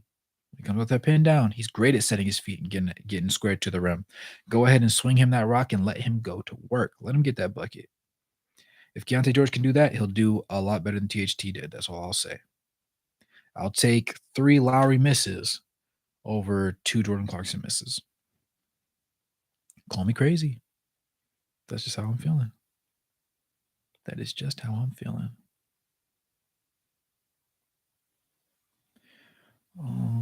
Let me see. He said, I don't think I'll ever be able to shoot higher than 5% from 3. TN.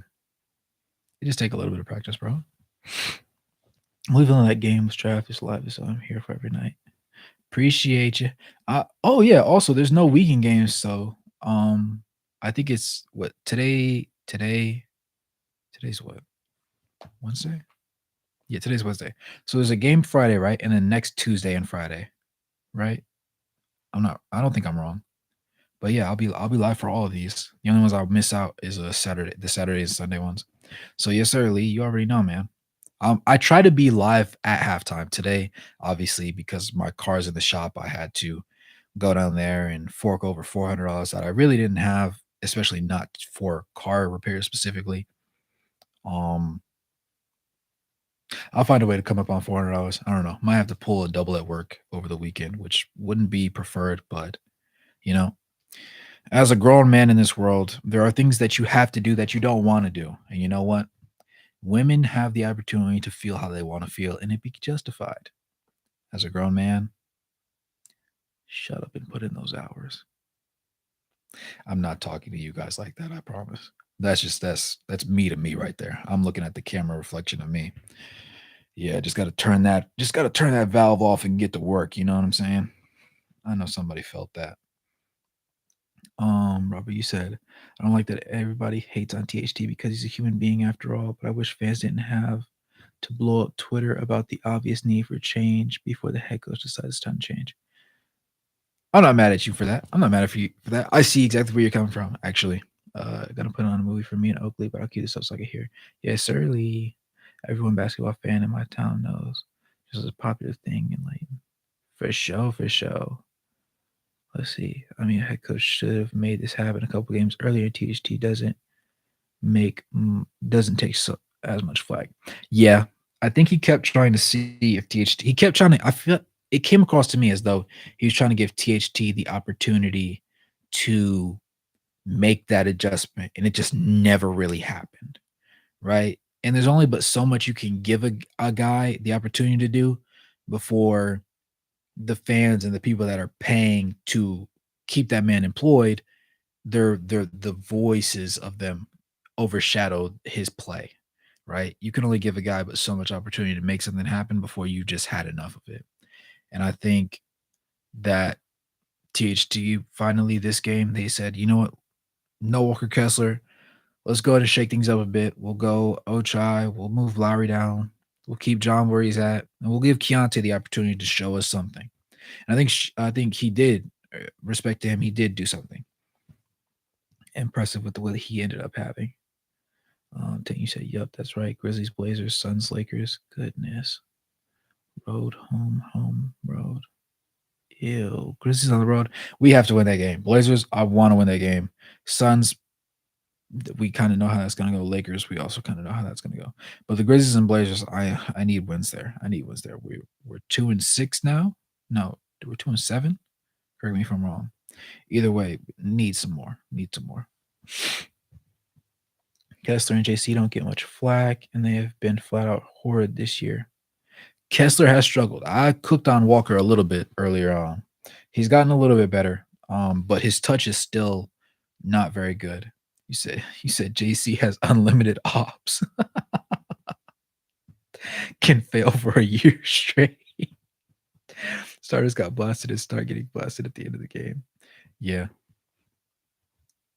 2-7. Yeah. Yeah. That's horrid, bro. That's horrid. Goodness. But yeah, if I'm on a live and die by somebody, and then quickly to 4-10, that's the way it's looking, man. That's the way it's looking. I'm really right behind you with that one, Tayden. Unfortunately, and the thing is, we should be so much more. We should be so much more in the middle of Lee. Lee, you have bills to pay. This man Lee just bought me 5 basketballs. Lee, I don't like you. I love you, of course, but I don't like you. I appreciate it though. I appreciate it. And this is going. I don't use any of that money yet. I'm holding on to it for my rainy day, which probably has already come, but it's cute though. Lee really is the MVP for real. Like that man just sent me I almost said $500. Whoo!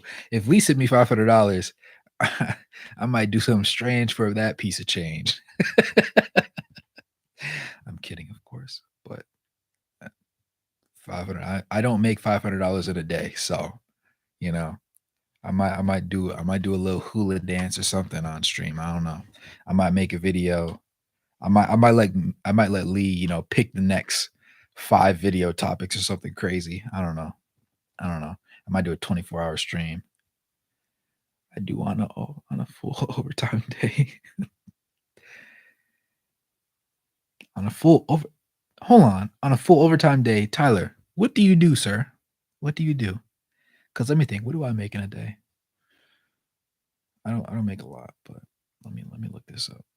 I need to see how down bad I am, how horrendously down bad I am.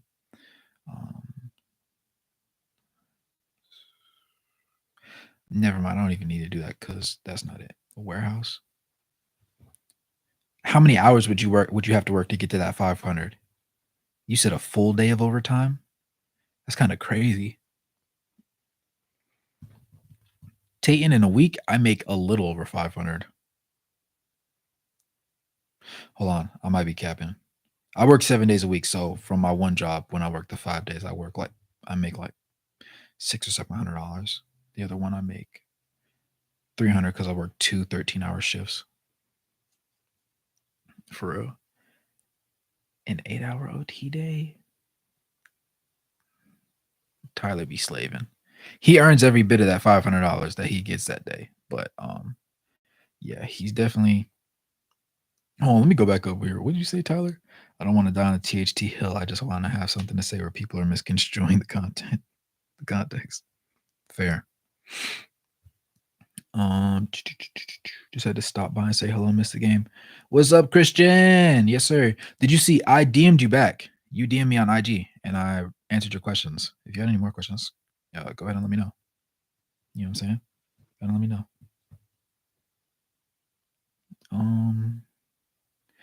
Figured I'd help with that $400 car payment.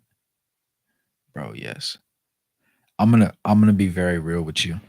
So originally it was $400 for the immediate cosmetic damage, and then I hit the baby deer.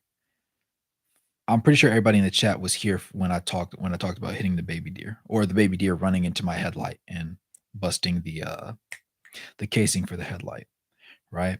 So I got the call from the old pal of mine at the repair shop, and all together with the repairs that I was already supposed to get, that, mind you, were going to be $400, it was going to cost me another $1,100 on top of that. So I'm looking at $1,500.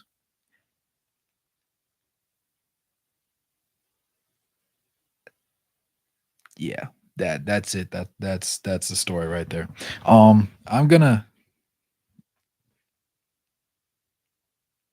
I don't even know how I'm gonna make it work. I'm gonna make it work though. You got to, man. Life's too short not to have fun with it. You know what I'm saying? And I enjoy sitting on stream. We've been here for an hour and a half, but it really feels like 20-ish, 30-ish minutes for me for real. I think it's also because the game started earlier than it usually does on my time. Because usually the game, I'm on the East Coast, obviously, so the game usually starts at 10 for me. But today it started at 8, and I actually I was surprised because when it started, I was like, oh man, I gotta hurry up and get there. Let me see. Tyler, you said no 10-hour OT day. That's you're working, bro. You're on a smoke break for half of it. Hey man, it doesn't even matter. Hey, if you're getting after that bag, power to you, brother. Power to you. He said paychecks from you a little over 1,000. So yeah, me and Tay, you mean you were probably in a similar ballpark. Artem Longreach, Allball. Artem. Did I say that right? Correct me if I'm wrong. Artem. Definitely important to note that Kessler has been playing injured since the season opener. His opportunities to the rim have struggled due to our selfish guard play. True, and him having an elbow injury would also explain part of the issues with his touch when he does get inside action at the rim. That I never really gave it a lot of attention to. But yeah, Christian, yes sir. Glad I could help, man. Anytime I can, I will. Trust and believe. Tyler, you said you have a solid setup. It took years of grueling work to set this up, though. I believe it. But I'm happy for you, man. Said Tatum, life is so expensive. That's crazy, man. Get the right attitude. Goodbye. Hey, man, it gets better. It always gets better. I always say one saying that's always stuck with me is the difference between you at your best day and you at your worst day is today and tomorrow. Meaning you could be on the top of the world today, but it takes one bad move, one poor decision, anything, and everything comes crashing down overnight. You wake up tomorrow morning, it's all over.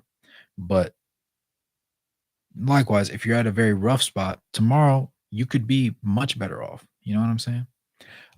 Christian, you said, so did Kessler not play today because of injury? Correct. Yes. They think I think the report said that he might be out. It might be a couple weeks, so it might be 2 weeks worth of games. I think so. He might miss upwards of five games because I think it's what today, Friday, and the next Tuesday, Friday, and then and then the next week is Tuesday, Friday, Sunday. So I think it might be just an extra one. Reevaluated 2 weeks. Okay, yeah. So Tayan's with me. Facts. Yes, sir. What can I say, man? What can I say? What can I say? You feel me? Yep, you wanted to have the intentional play to avoid disaster in life. Yep. Those 90-hour work weeks were mine. I'll tell you, only had a few I've only had a few. One time, I would never recommend anybody work in fast food. I think it's important for a lot of people though to understand what it's like to get treated like crap by other people, because a lot of people just think that they are the center of the universe, and those people need to work in the fast food industry just for about a month. I think a month would give them the idea of like other people don't really care no matter how much of a service worker you are, no matter how much stuff you go through, they expect you to be on the tip top of your game. And I worked at Zaxby's for a minute, and that was my thing. Basically, I was the Band-Aid on the broken bone, meaning they would send me to a place that was extremely understaffed, and they would say, "Can you fix this, please?" And then things didn't go as according to plan. I did as much as I could, and the district managers would always come over and like restaff the stores. Then I would be in charge of training those people, that sort of stuff. But, like, the people are relentless. They did not care. They'd be like, "Well, y'all should just hire some new people." It's like, name one person whose dream job is to work at Zaxby's. Be for real. As the young ladies are saying these days, be for real. Be so for real. Nobody. My dream job wasn't at Zaxby's, but I was there, you know what I'm saying? It's quality help is hard to find, and people don't have the patience. That's why the people that were patient, I always went out of my way to let them know that I appreciated them.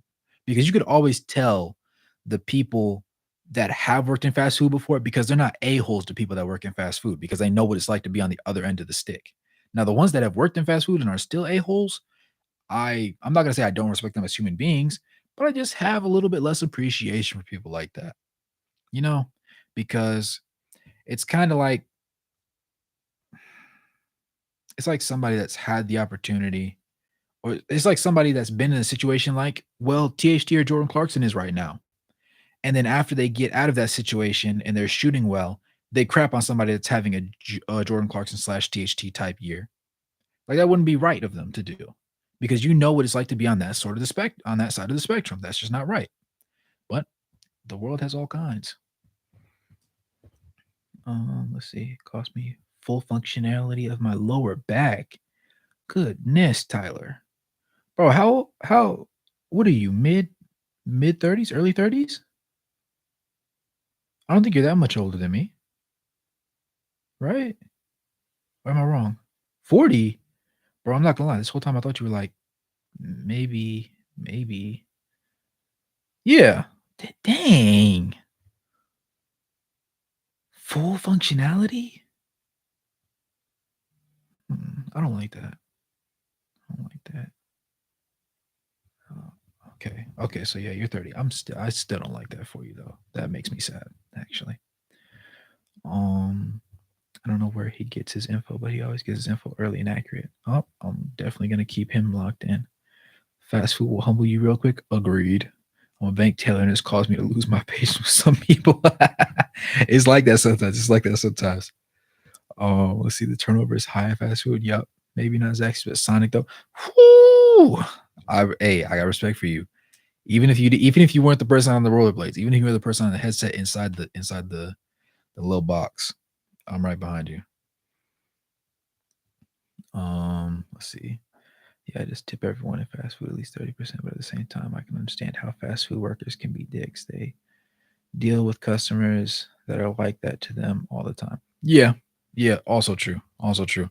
I've understood that it's okay to hold some people accountable, because if I don't hold them accountable, their people in their lives are acting like the way they're acting is acceptable.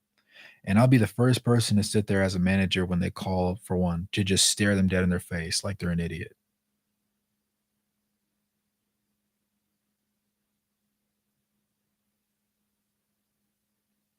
Just like that. And the whole time they're talking, because I don't care what's coming out of your mouth, because you're yelling at a 5'2" girl who's Filipino, and she just got done with her algebra 2 class and came to work. And you're sitting here yelling at her like you getting fried mushrooms instead of french fries is the end of the world. Like, I can't just sit there and get you a batch in less than a minute.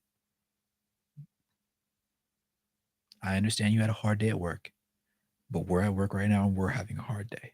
Have some leniency.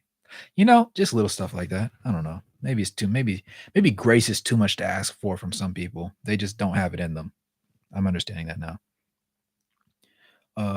Tyler, you said no, my back just hurts. It's nothing serious. Oh, okay. Yeah, I was about to say like bad back would have had me sick. Um, funny is kind of a joke. Yeah, thanks. Felt from that too. My friend James Ennis. Oh, for real? Where at? Just like in passing, Christian, like at a grocery store type deal, or like at a mall or something.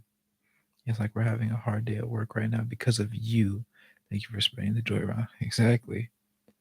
There was rude people out there, but working in customer service, I'm absolutely amazed how many rude people there are, and it's insane. It's like it's multiple people a day, and it makes no sense. Yeah, literally. And you realize just how selfish some people can be. That's another thing. There's a lot of selfish people out there, and a lot of people that just, if they feel some sort of way, they're gonna let you know, even if it's not your fault, and they're gonna act like it is your fault. And it's like, bro, I didn't do anything to you. I'm just here. I clocked in for my measly 10, 12, $15 an hour, and I'm trying. Please stop. You know what I'm saying? She met him at her workplace. I don't think I can go into it because she works for a law office. An law office. Oh well, say no more. We will not press you beyond that. But I'm happy that she got to meet him today. That's nice. Anytime customer service is someone's job, I feel bad. They're young and it's like their first job because someday they're going to be torn apart from angry customers. Yeah, it also builds character, I would say. I don't know about other people, but being around people helps me have a better day. I'd agree. I'd agree. It's also quality people too. I think four people yelled at me today. Always the classic. Let me talk to your manager. I always try hard. I always just try hard not to laugh. Yeah, I'm not gonna lie. I was that one guy at one point where as the manager, the people wouldn't like what I had to say, and they'd be like, "Let me talk to the manager." I say, "All right, 1 second, my fault." And I'll go around the corner of the wall, switch my hat, and come back around front. Come back around front. Hey, what can I help you with?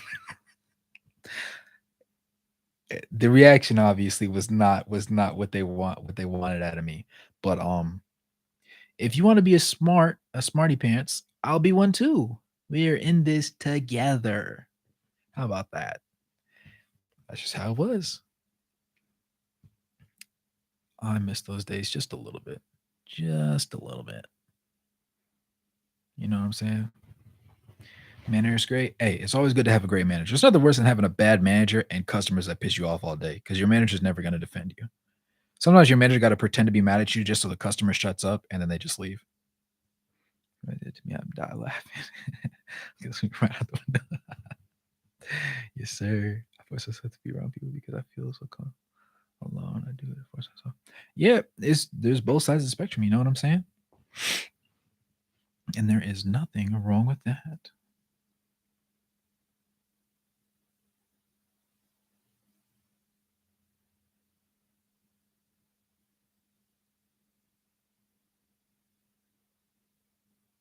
Hmm.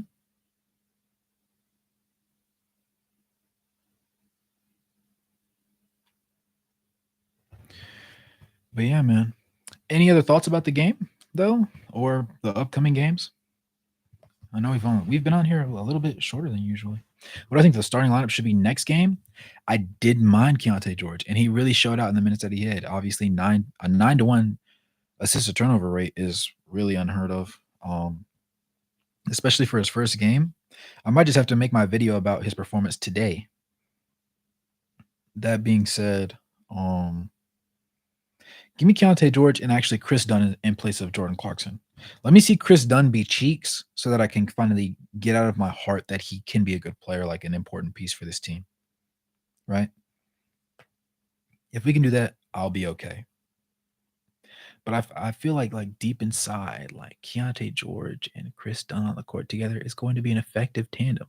Now, of course, it's not going to be great in the beginning, you know what I'm saying? Because Keontae George has poor defense. But I think alongside the mentor that Chris Dunn is, we'll see the most, like, the biggest step up. You're at 7 needs minutes. Agreed. Lowry can't be the only rim protector getting minutes. Agreed. You're at 7 is also effective. He has nice touch around the rim. He's not afraid to shoot that three. He laced that 1 3. He took that that last game that he played in. Admittedly, we got clapped in that game, but that doesn't matter. He caught the ball. His motion, his stroke was smooth, and it went in. So I like that. I like that. I like that. You said the first quarter was an emotional roller coaster. Yeah. I think turnovers from THT and Clarkson will continue to, regardless of if they start. So I don't really see if it's a difference.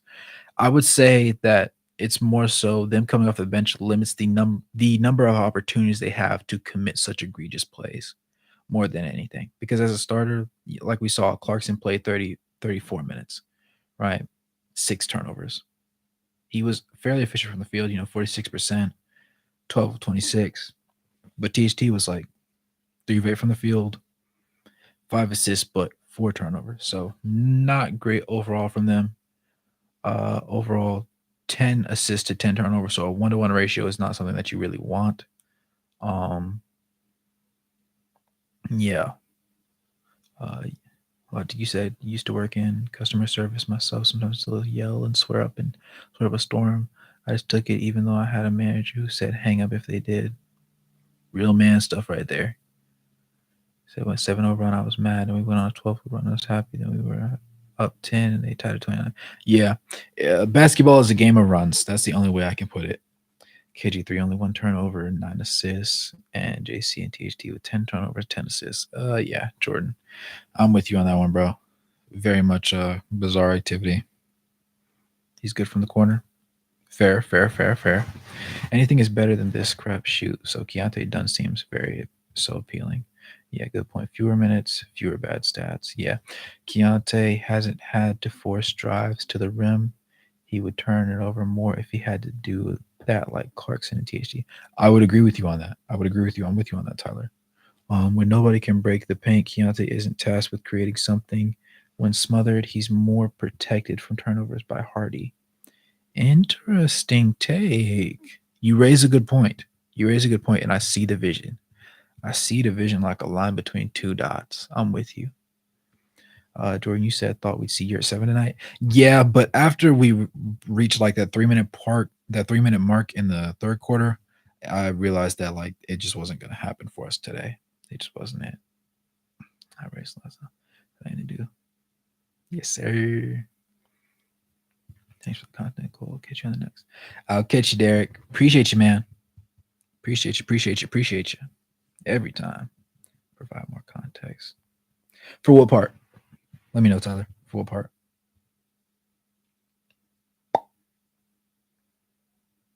Or were you saying that you always provide more context for your parts? In which case I agree. You do a very good job of explaining yourself at length.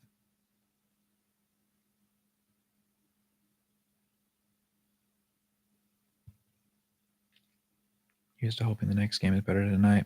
I'm with you on that one. If I had a drink, I would. Do I have a drink somewhere? I might have a drink somewhere. We're child friendly here, though, so I have an apple juice somewhere. I have an apple juice somewhere that I'm going to drink. Something like that. Let's see. Just try to throw out more ways to look at things for people. Oh yeah, I'm with you on that, Tyler, and I appreciate that because there's always an alternative opinion, and you need to be willing to, at the very least. I always say you don't have to agree with stuff, any stuff. I usually word. No, I'm gonna just say it. You don't have to agree with shit anybody says, but you should always seek to understand. Because if you can't understand, if you don't go out of your way to understand where somebody's coming from, then you're not having a conversation. You're just yelling back and forth. You're just saying arbitrary points. But if you seek to understand where somebody's coming from, there's always something you can learn from it. You know what I'm saying? Yeah, that's it. Let's see. Tired of watching JC shoot us out of rhythm. I'm with you. Hey, Money, that's your first comment, isn't it? What's up, boy? Yes, sir. Lee, you said you needed a drink. I feel you, brother. Grizzlies are due for a win. That's my one fear. Yeah, I just love that we put them out early, right? If we need to put them out just as early as we did last time, I need them to shoot just as terribly as they did from 3. I don't need any surprises. My heart cannot take a surprise from the freaking Grizzlies. The Grizzlies can stay winless. I need Ja to come back and he can gritty after hitting a three when he returns. But until then, I don't need anything out of him. He's let's keep him out of there. Let's keep him out of there. You know what I'm saying? Yeah, yeah, it's milk though. Child friendly whole milk and not a cold. I'm with you. I'm with you. I'm with you, Lee. The JC did take more efficient shots tonight. I'll give him that. Yes, I also have to give him that. And his field goal percentage reflected it. That being said, him taking 26 shots doesn't sit well with me when Lowry should have deserved at least 20. Um, if I'm gonna live and die by somebody's shot making skills, I want it to be Lowry Market. That's what I'm gonna say. If that's your best player, it's like the can Austin Reeves score for the Lakers? Yes. But more often than not, you'd much rather AD or LeBron take those shots, right? Yeah.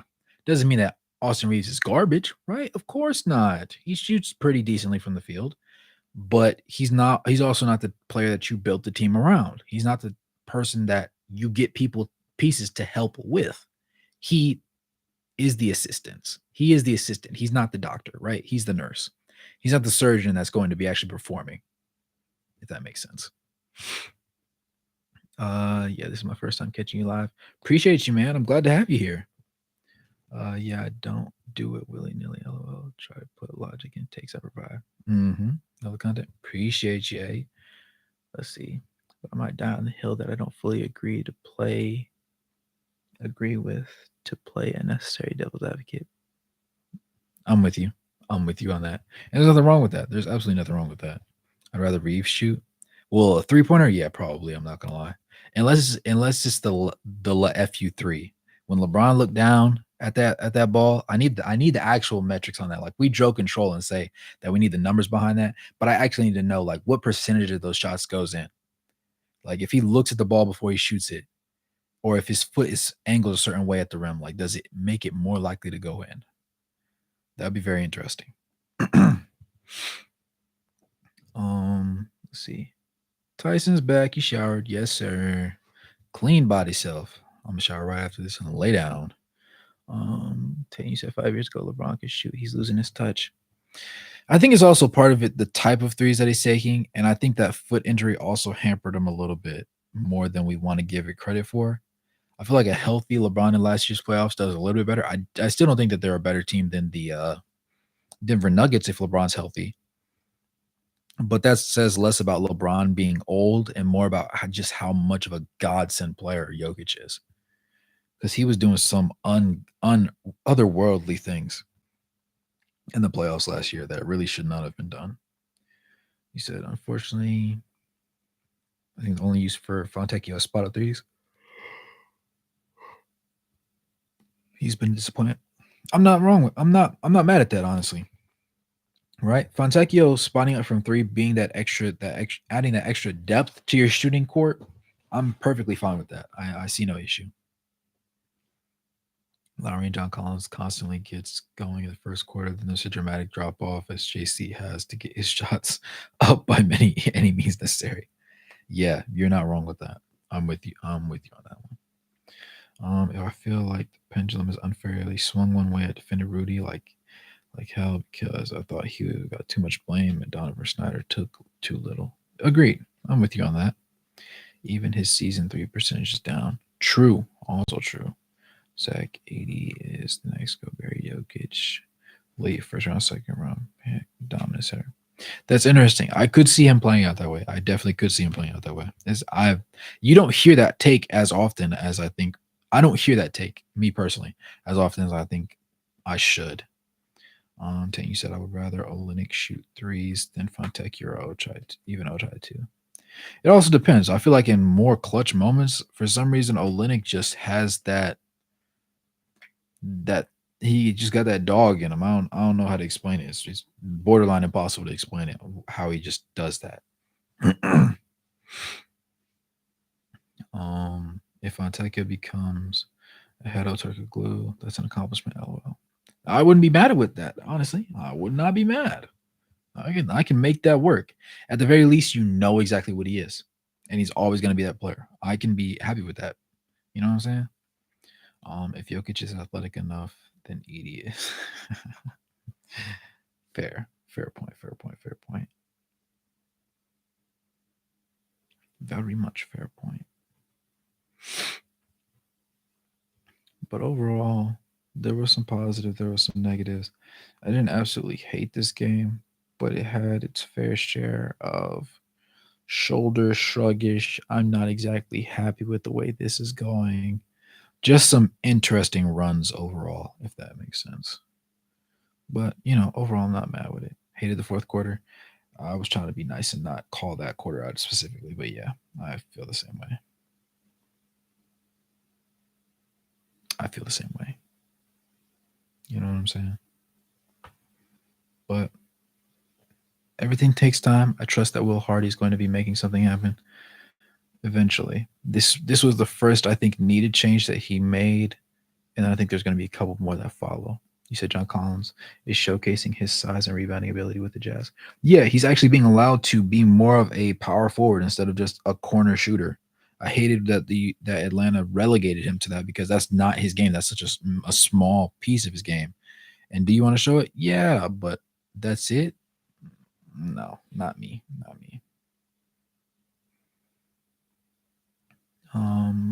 Better comp for Fontecchio would be like Evan Fournier, but the small forward version. That's an interesting thought. I'm not mad at that. I'm not mad at that at all. I see what you're cooking, Tyler. I see it. I'm not mad at that.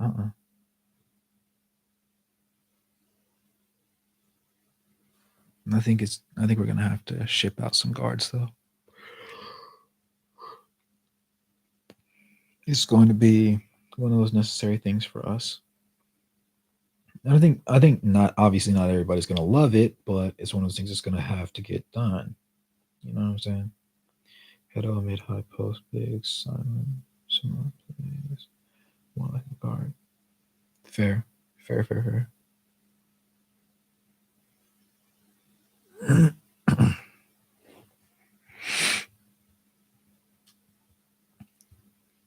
Mm.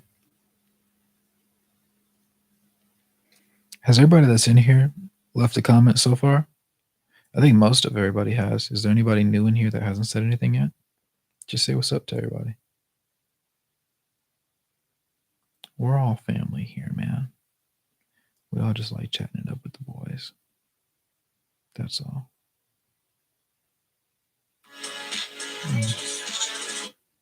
Can't do that.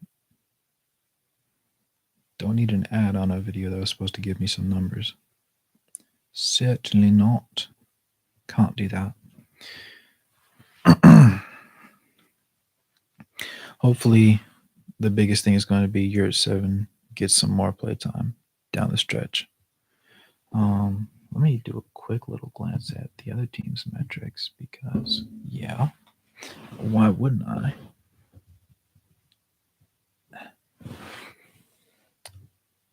Oh, yeah. Mathurin, Turner, 22 apiece. Halliburton, 16 and 16, 6 and 13 with only 2 turnovers. Man, I wish I had that. I'm trying to see what that'd be like. 7 first round picks and Fontecchio, Sexton, THT, and Abaji and Sensible for Luca. Good God. He mortgaged the farm.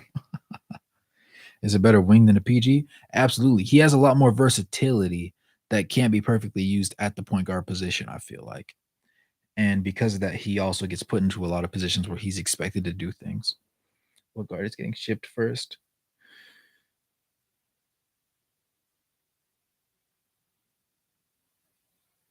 Tell me that's not the best starting 5 in the league. Long term, if THT works, he work best as a point guard. You raise an interesting point, Tyler.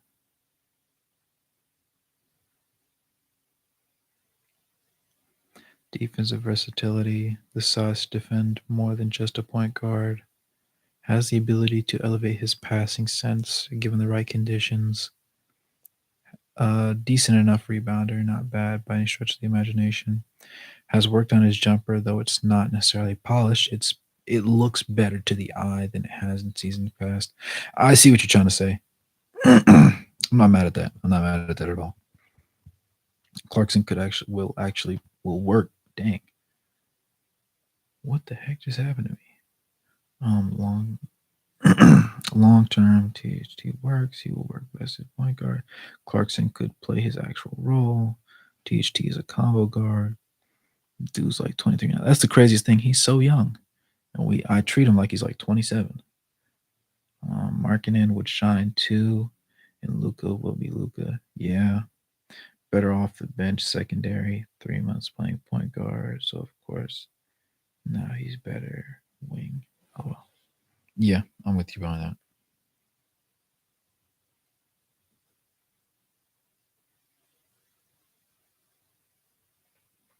Yeah, I'm with you on that. Oh, Christian, you did DM me back. I definitely did not catch it in time. You DM'd me 7 minutes after I DM'd you. Oh dang, my fault, bro. Let me. I'm gonna DM you back now. Actually, or maybe.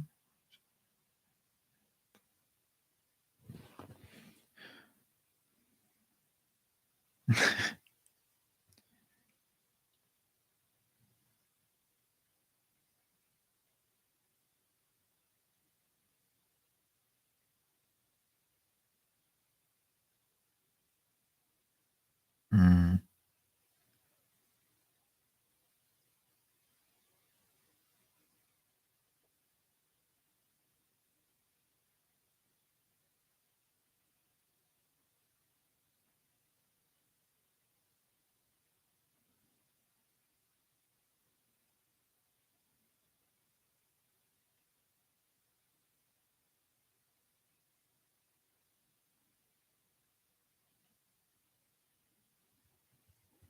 mm. So that's the team I care most about 4 years from now. Trade for Ja. No Ja. No Ja. Please. Please no Ja. Please no Ja. He's too much of a liability. I can't do it with him. Uh, do I believe he learned his lesson? Yes, I hope so. But I'm not prepared to test out the waters and see if he has really learned his lesson. I'm going to let him learn it. Stay with the Grizzlies and decide his opinion. Need to start a rebuild anyways. Let them keep going. They think Triple J is the guy for them. He's their depoy. He's going to hold down the paint while Jaw holds down offense. With the help of Desmond Bryant, excuse me, with the help of Desmond Bain and Marcus Smart. Let's see that. You said explain that more. I'm interested to hear that. My thing with Ja is people make mistakes. I'm not going to say people don't make mistakes because everybody does. Some are more costly than others, but for him, it's a understanding what your role is and understanding what you represent. Um, I think for Ja, he didn't recognize as he should have just how important his image to other people is. And my understanding of him is that he grew up, his dad did a lot to put him in situations to where he could succeed at basketball and not have to live a certain type of lifestyle that was rather unbecoming and is rather frowned upon in society, in the United States at least. So for him to then go back and show certain tendencies of people that grew up in those environments, it's I'm not gonna say it's disrespectful to his dad, but it definitely doesn't if you're his dad, I don't think it makes you smile at night. And then add that to the fact that he should have known how that's going to affect his brand and his image, and that messes with your money. When it messes with your money, that messes with your ability to eat and allow the people around you to eat, right? That takes on a whole different connotation. So that's why I say I think he learned his lesson because it okay, so him having a gun was never the issue to me personally. It was the fact that he's one of the faces of the league that's supposed to be like a really family friendly, we don't curse a whole lot. When the guys are mic'd up, they're well behaved. There's a lot less contact. There's less mouse in the palace type energy in a regular like NBA setting. And considering the gun control issues that we're having in the United States, and no matter what side of the spectrum people tend to be on, a lot of people just feel like if you have a gun, be responsible with that gun. And when you see somebody listening to music and just, bobbing it in their hand, that doesn't look like the most responsible place that the gun should probably be. whether it's real or not, water gun, whatever, Nerf gun, whatever the case may be. You know what I'm saying? And so, in that essence, as big of a model as a person as Ja is, I think that played into what it was. Like if Ja was a bench player and he did that, probably wouldn't have mattered because he was a bench player and nobody cares about them. Like if give me somebody. I'm about to look at this roster right here. If TJ McConnell on the Indiana Pacers decided to do that exact same thing and Ja had never done it, I don't think that he faces the same consequence. I think the team internally might do something. It might sit him for a minute, or he might not be able to play as many minutes the next game. But I think in general, because of Ja is the polarizing person that he is, and because of the magnitude of the brand and player that he is, that also played into it. And that's why it was like one of those things where you can't do it. Like that would be like LeBron endorsing um Coors Light and then like being out just walking the streets drunk. Is he entitled to do that because he's a grown man who's paid who pays his taxes in America and lives here and is a legal citizen? Yes, of course, but it's just a bad look for him personally and probably a bad look for any organization that he's related to in that sort of sense. So he wasn't like in my mind like illegally wrong, but it was like a you look better if you don't do this thing, so don't do it. That's the way I looked at it, I guess. But I do understand why people felt the other way. You said for sure, maybe not the most mature thing. I agree. Yeah, because I think it just affects his brand. I think that's my bigger issue with it, if that makes sense. Um, it was the image he was putting out, and the gun was the thing the NBA could use as discipline. Should have made one of his personal should have one for special protection though. I would also agree with that statement, Tyler. I'm with you on that. THD is on a contract year. Part of me is worried, even if he pans out, he just leaves Utah after this year. You think so? Where do you think he would go? I think Miami could use his services, but who else would really? It also depends on who would be willing to pay the piper. Because I think for THT, money is going to be a thing. Be a big thing, and less so like, oh, he hates staying in Utah because there's not anything. There's no Disneyland. There's no crazy water park. I don't think that sort of stuff would be factored into his decision. But interesting, nevertheless. I guess. But if LeBron wants to drink, I wouldn't care. Yeah, it's also I drink every now and then. Um, let's see. Listening to his interviews, THT seems like the type that could buy into Utah. Keontae seems like the dude that would leave regardless of how much we go in on him. Like, done part of the reason. Interesting. I like THT. I like THT is I think he could buy out in long term in Utah. You can see Keontae's face. He was a bit sad when we drafted him. He was happy to be drafted and he tried to be a good sport, but something was off. Yeah, I would agree with that. I would agree with that, Tane. THC seems like a homebody dad type. I think he feels supported. He'll want to be here. You do raise an interesting point, and maybe that's one of those things that that's one of those things that that the stat sheet will not tell you. You know what I'm saying? And like immediate post game conferences will not tell you. Keontae is flash, and Locke already talks about him not having anything to do or making any friends with anyone.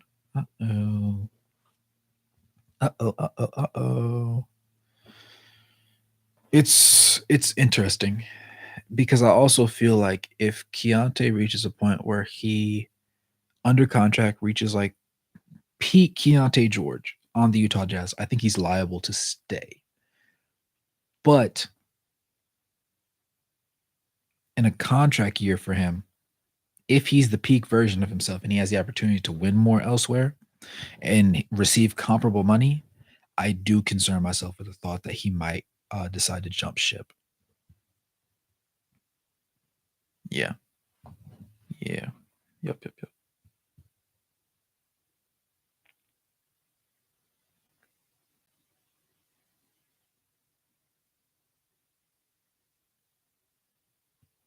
I'm with you. I'm with you on that. Most definitely. Julius Randle, side note, is having an egregious season. Goodness. I just had to get that off my chest. Because I saw the one clip where like he was scolding Jalen Brunson for his lack of effort, and then I see in the last minute of the game when you're down one or down or up one, whatever the case may have been, like it was a 1 point game, and he just walks back on defense. I'm like, bro, what are you talking about?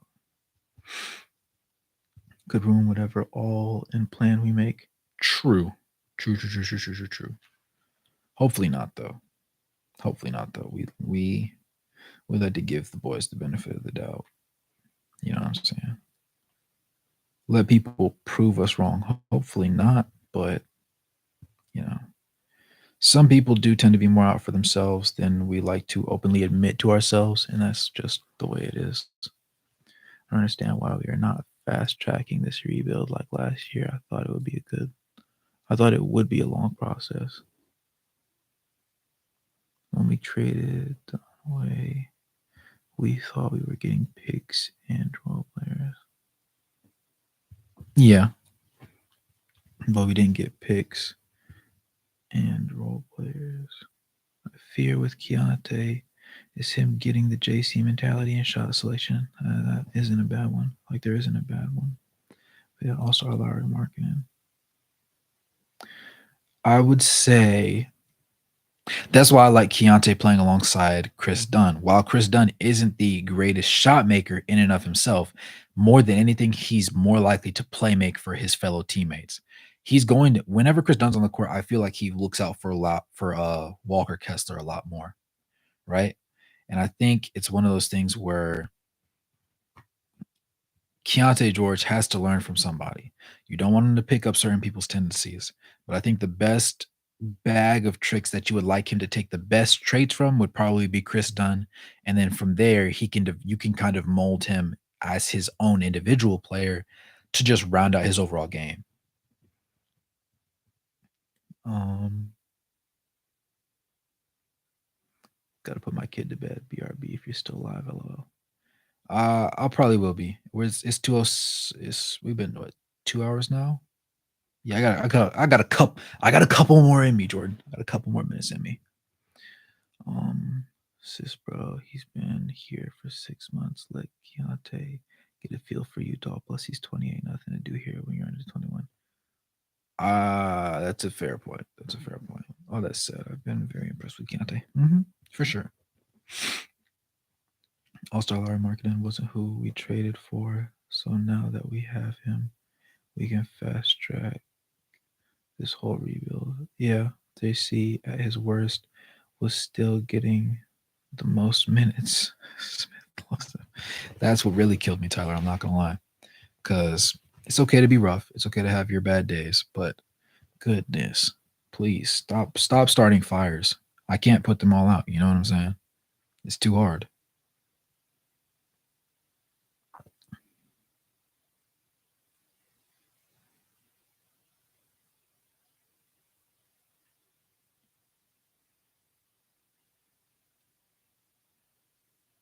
For sure, for sure.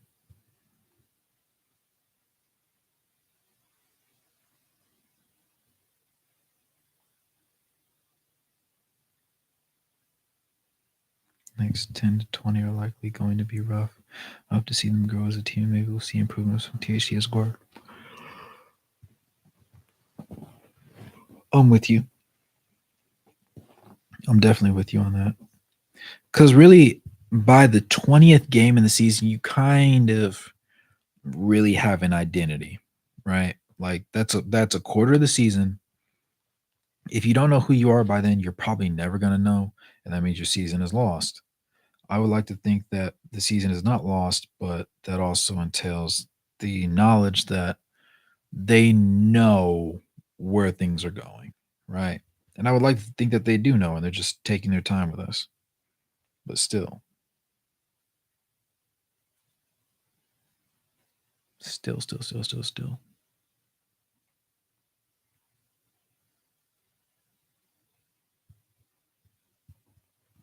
You said THT for real, gotta stay locked in. He gets screwed by the refs, then double screws himself by not letting it go and losing focus.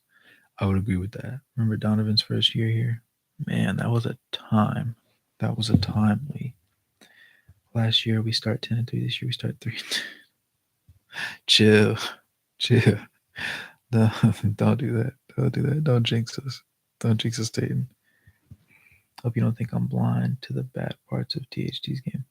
Oh no, no. I know you're a realist. Yeah, I know you're a realist. At the end of the day, there's nothing wrong with giving certain players grace, right?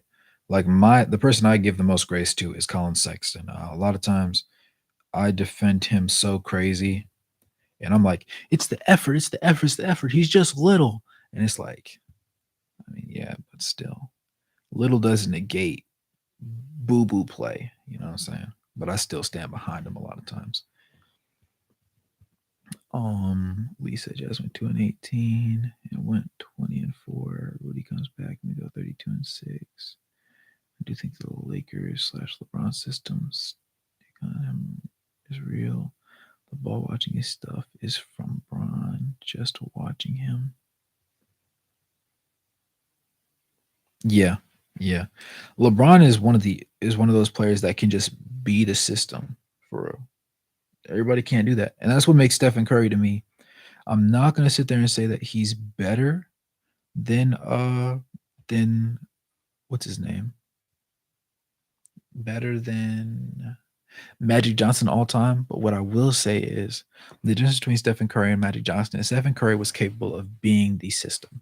Magic Johnson could not be the system and win those rings. Magic Johnson, they both had a considerable amount of help, but Magic Johnson single handedly could not have bent the system the way Stephen Curry was. Stephen Curry is really the only guard in NBA history, to be quite honest with you, that was the system, right? Like you've had MJ and Kobe who operated with, Hall of Fame coach Phil Jackson and had the triangle offense, and that worked for them. But Curry is really the first guy where you really just sat there and said, screen a billion times. You're going to run through these screens until you get open. When you get open, you're going to catch the ball. When you catch the ball, hit that three. We are relying on you to do this. Now go get him, champ. And he really did it. It's like, that's crazy. It's actually crazy. But it's also good, because it's different. Remember how the Suns had 11 win season and somehow they became contenders so fast? Yeah. I remember the Hornets I remember the Bobcats had a 7 win season. Yeah, that's how long I've been down here. Yeah, TC needs to learn how to run plays from both lead and off guard spots, become effective driving, coming off double screens from the corner, then just ISO drives from the top. That's what Hardy was telling him to do.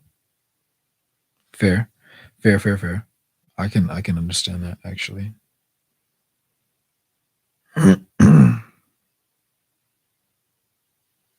I don't take issue with that at all.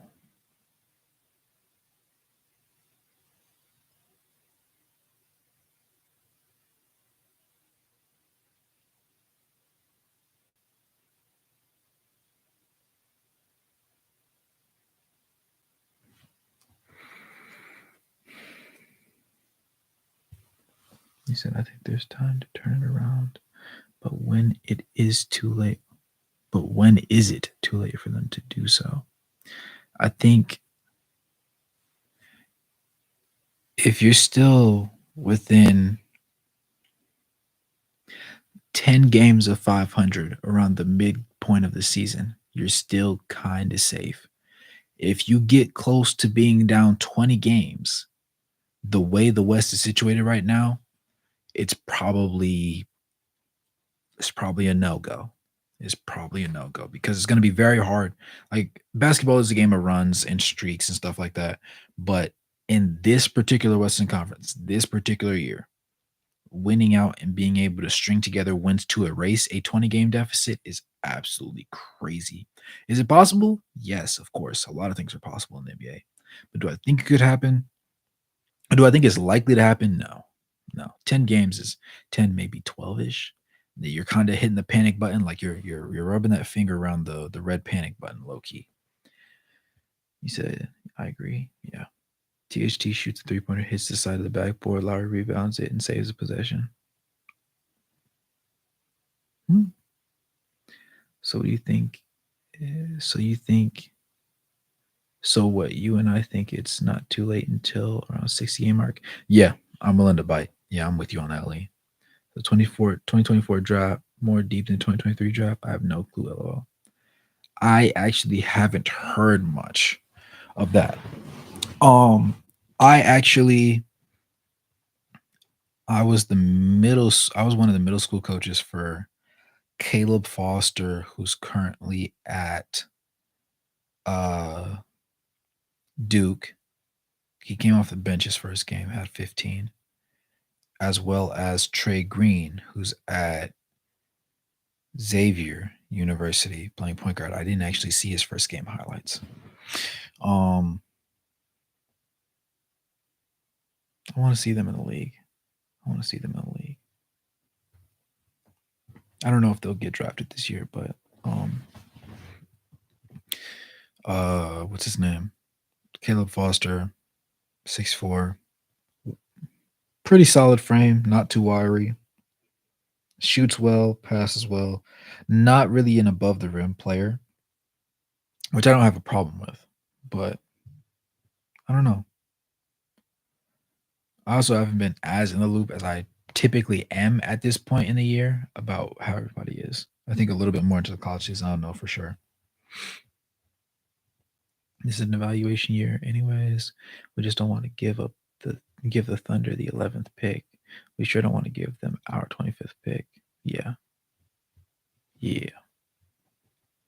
Well, we've only played 9, so we got 50 more to figure it out. Collecting she's 3 air ball. Larry grabs the board and saves possession. Yo, Tyler, you're well, really, we got 23 to figure out. True. I'm with you on that.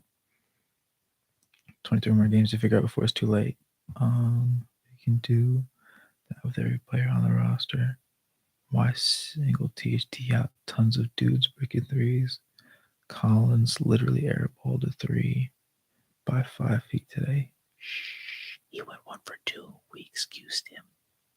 Yeah, but it was an ugly miss, though. It was. It was.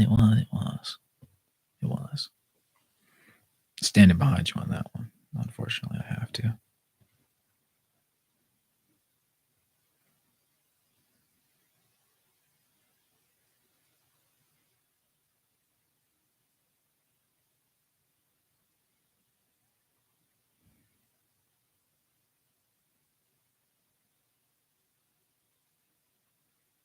Who was that? You said somebody clearly left the door open. Kansas had a good percentage for the year. Yeah. THD had 2 full court heaves today. That's all 2 on his threes. Yes. You do raise a good point there. You do raise good points there. Don't really care about the air ball. At least he has the balls to take that shot. Keontae refused 3 times this year to save his stats. Yeah. Yeah, true. That's a good point. Jordan Clark's got to go 33% from 3, 6 turnovers. 46% shooting is trash for how many shots he took. One of THG's full court heaves didn't count. Time had expired. The one blew the ball down. It's not his fault. He missed by 5 feet. Lee, you're killing me. You're funny. Sensational. Yep. Mm-hmm. You said was not able to catch the game. Oh, what's up, Freddie? But something has to be addressed with the defensive end. We're consistently giving up away 120 points a game. Agreed. Yeah, over rotating, under rotating. It's getting to be a lot, more than a lot, honestly. Such a ball hog. Shake my head, and his defense sucks, and the turnovers, bruh. Shake my head. Cam's pissed. The night guy Sexton got blocked 5 more times on the way to the locker room. He takes the other dudes just worried about their numbers. Yeah. There's a myriad of issues that they encounter, but they make the most of what they can. Lee, you finally got the membership down? Yes, sir. Glad to see it. Glad to see it.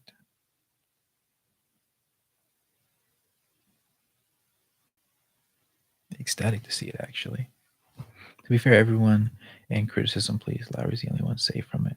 Yeah, and I'm even willing to give Lowry a little bit of a little bit of ribbing, just because he hasn't completely uh adjusted to being willing to help off of the low shooting man, because that's where he's been finding himself. Not today, but in most games when Walker is playing, he finds himself on the weakest shooter on the wing, and so his job is to help and roam around, kind of like a Jaren Jackson Jr. But he hasn't quite reached the point where he's comfortable with it yet, and we definitely need him to be, like, undoubtedly. Um, where am I? I know plus minus is misleading, but THD is the only positive player tonight. That's an interesting thought. That's an interesting thought to bring up. Let's really be honest. It's just laughable right now, but what really what makes these but that's what makes these lives that much more necessary. Yeah. Yeah. Sexton always blocked. Prick needs to slow down. Chill, twin. Chill, Jordy. Hey, one thing about Sexton is he ain't afraid to go against nobody. He's like Ja when Ja tried to dunk on anybody. He might miss 80% of them, but dag nabbit, he'll sit there and go flying into somebody 300 pounds, standing 7'3". I can't wait to see him try and dunk on Wemby. That's gonna be hilarious. They built about the same. Wemby just got insane length. What Lee said, yeah. The night guy, appreciate you, dude. Great stuff, dude. Yes, sir. Just to be fair to everyone in criticism, please. Larry's let's hear from it. Elementary school. Hold on, size Kelly, Lowry, and the rookies. The people in the comments, not you.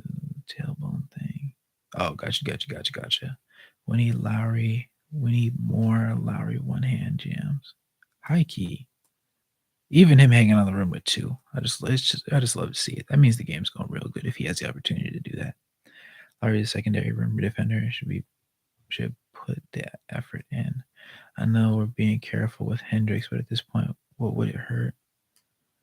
You do raise a good point. I question just how unready he is, because in order to be assigned to the G League team, when the starters look the way that they do, more so, I guess, because the guards are struggling the way that they are, that's what kind of makes me feel some sort of way. Because Collins and Lowry have obviously been efficient. They've been themselves. Walker's been injured this whole time, and that's what came out, but he's still been not terrible. So it's just one of those things where it's like a growing pains, if you will. A lot of growing pains. TC didn't play the fourth quarter very much, hence his plus minus. True. But the fourth quarter came out coincidence. Wemby's just a freak. No, they couldn't abuse the down low switch with THT in the game. You raise a good point, Tyler. You raise a good point. THT is fine coming off the bench. His size allows him to feed on second units. He needs to play just a little bit more under control. Yeah, he needs to be a little bit more deliberate and trust his reads when he makes them. I feel like a lot of times he hesitates when he's about to make a pass, wondering if that's actually the right pass, when he just needs to go ahead and let that ball fly. Wish Samanic played more. I like his game. Yeah, I do. He didn't play today, but I do need to see some of him eventually at some point. Y'all seen that reel with Minnesota Vikings reviving? We need a Jazz one of those. I feel you, Tatum.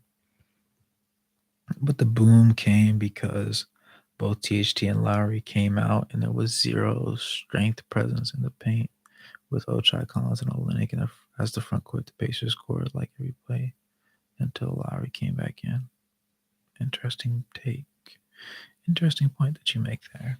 I don't know, maybe this is Ainge's plan. Take us for more picks, then come back next year with some mega moves. I don't know, Cam. I don't know. I'm inclined to believe that whatever Danny decides to cook up is the right decision because we've seen him do it with we've seen him do it with the likes of the Celtics. So it's really only a matter of time before things really shake out. And I just look forward to it being a very progressive process and not one where it's like one of full hindrance, if that makes sense. But for sure, man, for sure.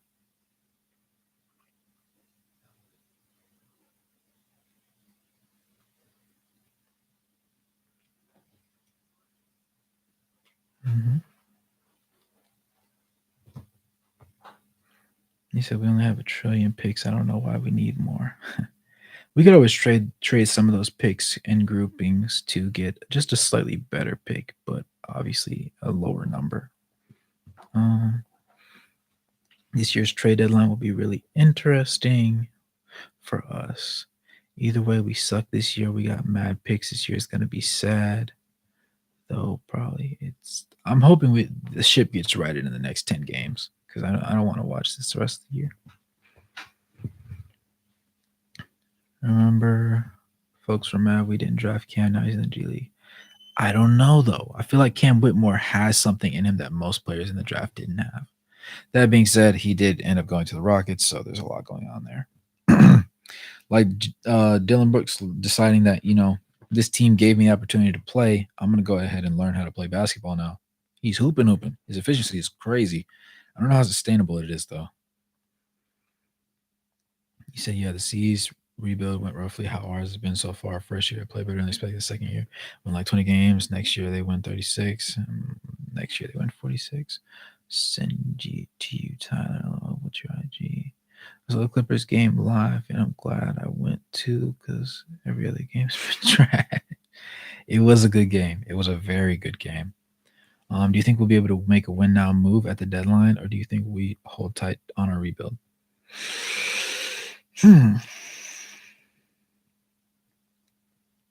I could see us push the deal, but it also depends on where we are. Like if we're a couple games under 500 and we're like 11th, 10th, 12th in the West, I think I could see that move.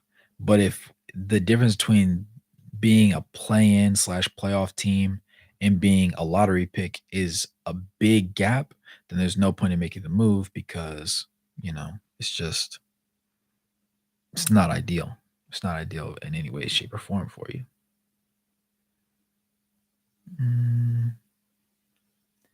He said, let's see what Hendricks can do while Kessler's down. It would be interesting to see him get a couple minutes, or just see Yurt 7 in a much larger sample size. We didn't see him at all today. That kind of made me sad. Right by GL. Old school.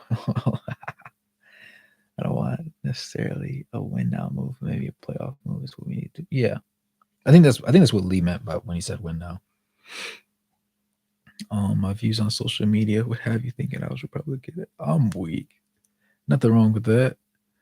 Make the Mavericks pick as low as possible. Agreed. Smash that like button, everybody. Yeah, for sure. Because trying to make it all happen. Yep. I can't wait till I think tomorrow morning I'm going to be able to put in the application for the partner program thing. So I'm definitely going to do that. And then when I get approved, I'll make an individual post about that so that everybody can see. Because yeah, everybody is a part of it. I have 666 subscribers now. If somebody in the chat has not subscribed, please subscribe. I don't like triple sixes. Low key.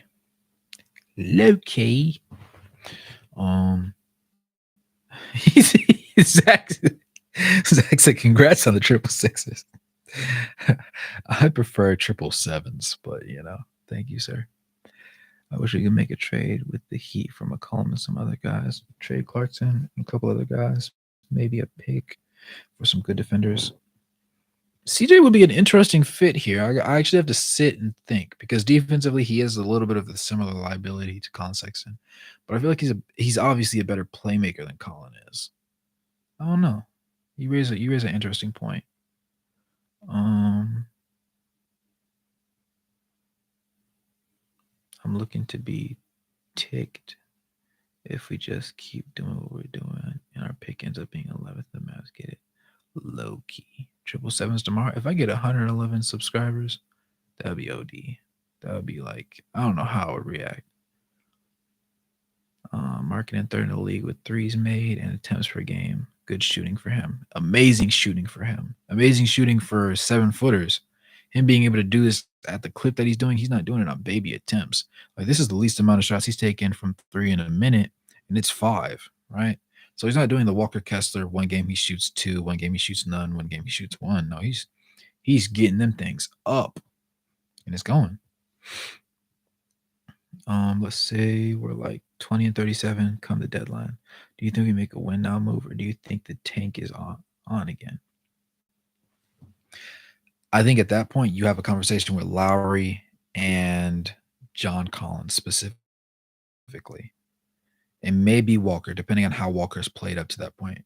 Just pull him into the office, sit down, and be like, feasibly, I think I would look for a win now, for like a win now trade, for like a playoff pushing trade.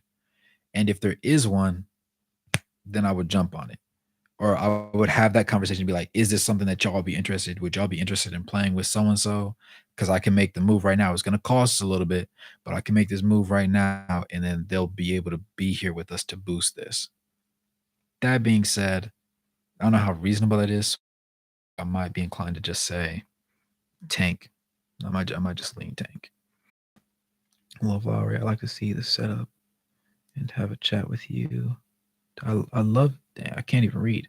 Like, I'd like to do a setup and have a chat with you, but I'm so anti-technology that I wouldn't know where to start. Oh, I have a phone and a YouTube button. That's it. Oh no, you're good, man. Um,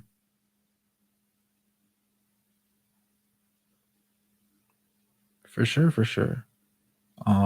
Even if you were to just message me under one of the posts or whatever the case may be. I know you, Tyler. I think you were the one that said you were old school. You didn't have IG. Um, if you have Twitter or whatever, that works too. For real, honestly. Um, or just under any of my YouTube posts. I can go as far down a rabbit hole as we need to. Malcolm Brogdon's got to be dealt soon. He won't stay with Portland the whole time. Yeah, that would be something interesting to hop onto. I don't know how insane it would how much it would help, but it would be interesting. If we're 20 and 37, we better end 20 and 62. Tate said, pack us up. I said there has to be a move to make one. There has to be a move to make one. True. Yeah. Any good rookies this draft class? Off the top of my head, nobody jumps off the page. I think we'll get like maybe 5. If we get 5 games into, wait, are you talking about? If you're talking about college, Tyson, I'll give it like 10, 15 games into the college season, and then I'll know for sure who's supposed to be like that for the draft. Lee, you said, I guess it'd be more 47 games played by the deadline, but I figured it was close enough. Yeah, I would agree with you. Tatum said, nothing amazing. Best guy is that Ignite guard. He's mid. Either trade for a legit guy if one comes available, or make a low risk, high reward trade. Don't give up real assets for a rental. Agreed. But yeah, there could be a college player that blows up. Yeah, that's the way I interpret it, at least. Yeah, and under that mindset, it would be a pleasant change of pace. Somebody that just offers a different like play style, lifestyle type of protection, whatever the case may be. Dickinson and Duke, Edie from Purdue. Yeah, I like Edie. For sure.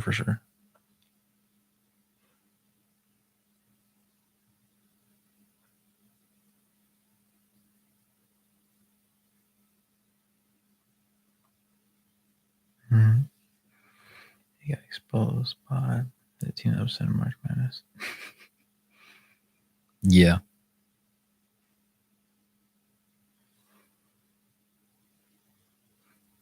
but there's always opportunities for growth, I would say. There's always an opportunity for growth. Might be ugly, but ugly is still an opportunity. The best players match were against them. Interesting.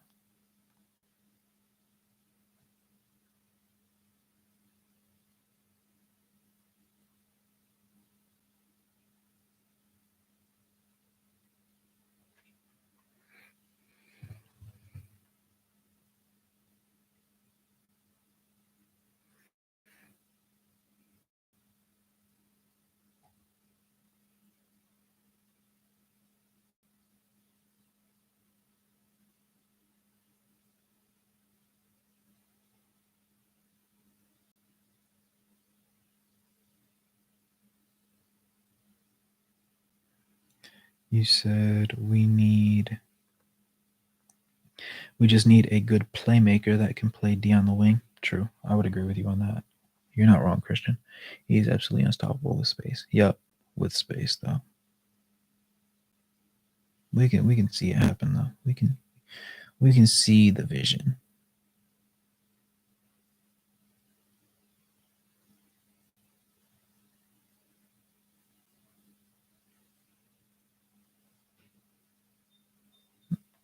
1,000%. 1,000%. And it's really only a matter of time too, because there's going to be a lot of pieces that are available at some point or another. The way that the league just tends to be so volatile, there's no guarantee that any person's game is going to pan out a certain way, or any season is going to end. Anybody's season is going to end a guaranteed sort of way, because you have injuries, you have people just failing expectations. There's a myriad of things that go into it. I would say,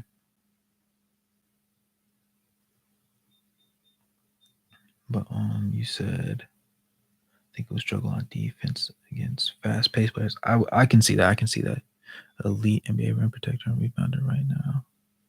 Post scorer with post pass at 7'4", 285 with actual skill. He's 285? Dang. I was thinking 260-ish. 285 is crazy though. A skilled 280 is even scarier. I couldn't imagine just being that. I think that would be absolutely insane.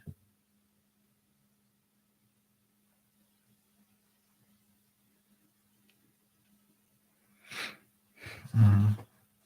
Olenek is a better six man than starter. Yeah, for sure, for sure. 6'9", 225, power forward, G. Jackson. Interesting. Better agility times the G. Jackson and combine. Mm-hmm.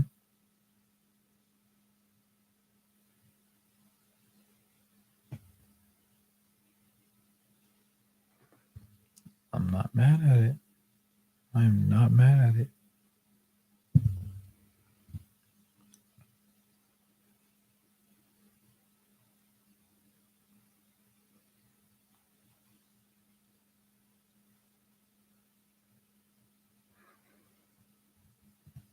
You need to play him against Jokic or Embiid. He's definitely an interesting piece that warrants some thought about the him being the center and the core piece on an entire team. Excuse me.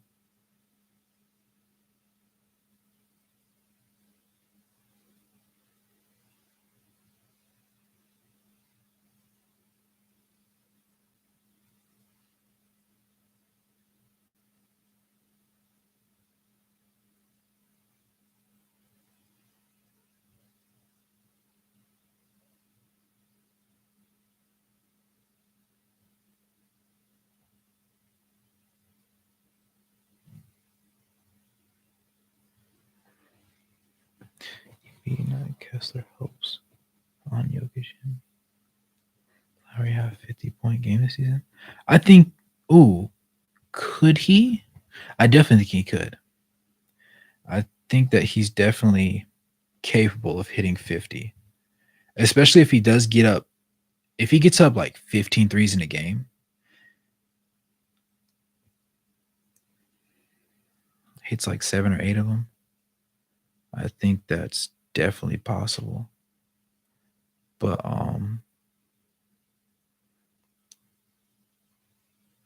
yeah, he's up to shots if JC lets him. Yeah. He said Wraith if you're tired. Yeah, it's almost that time for me. But yeah, man. I'm start I'm catching it's catching me a bit because I had a lot of stuff going on before this. So it was a good brain break, I guess.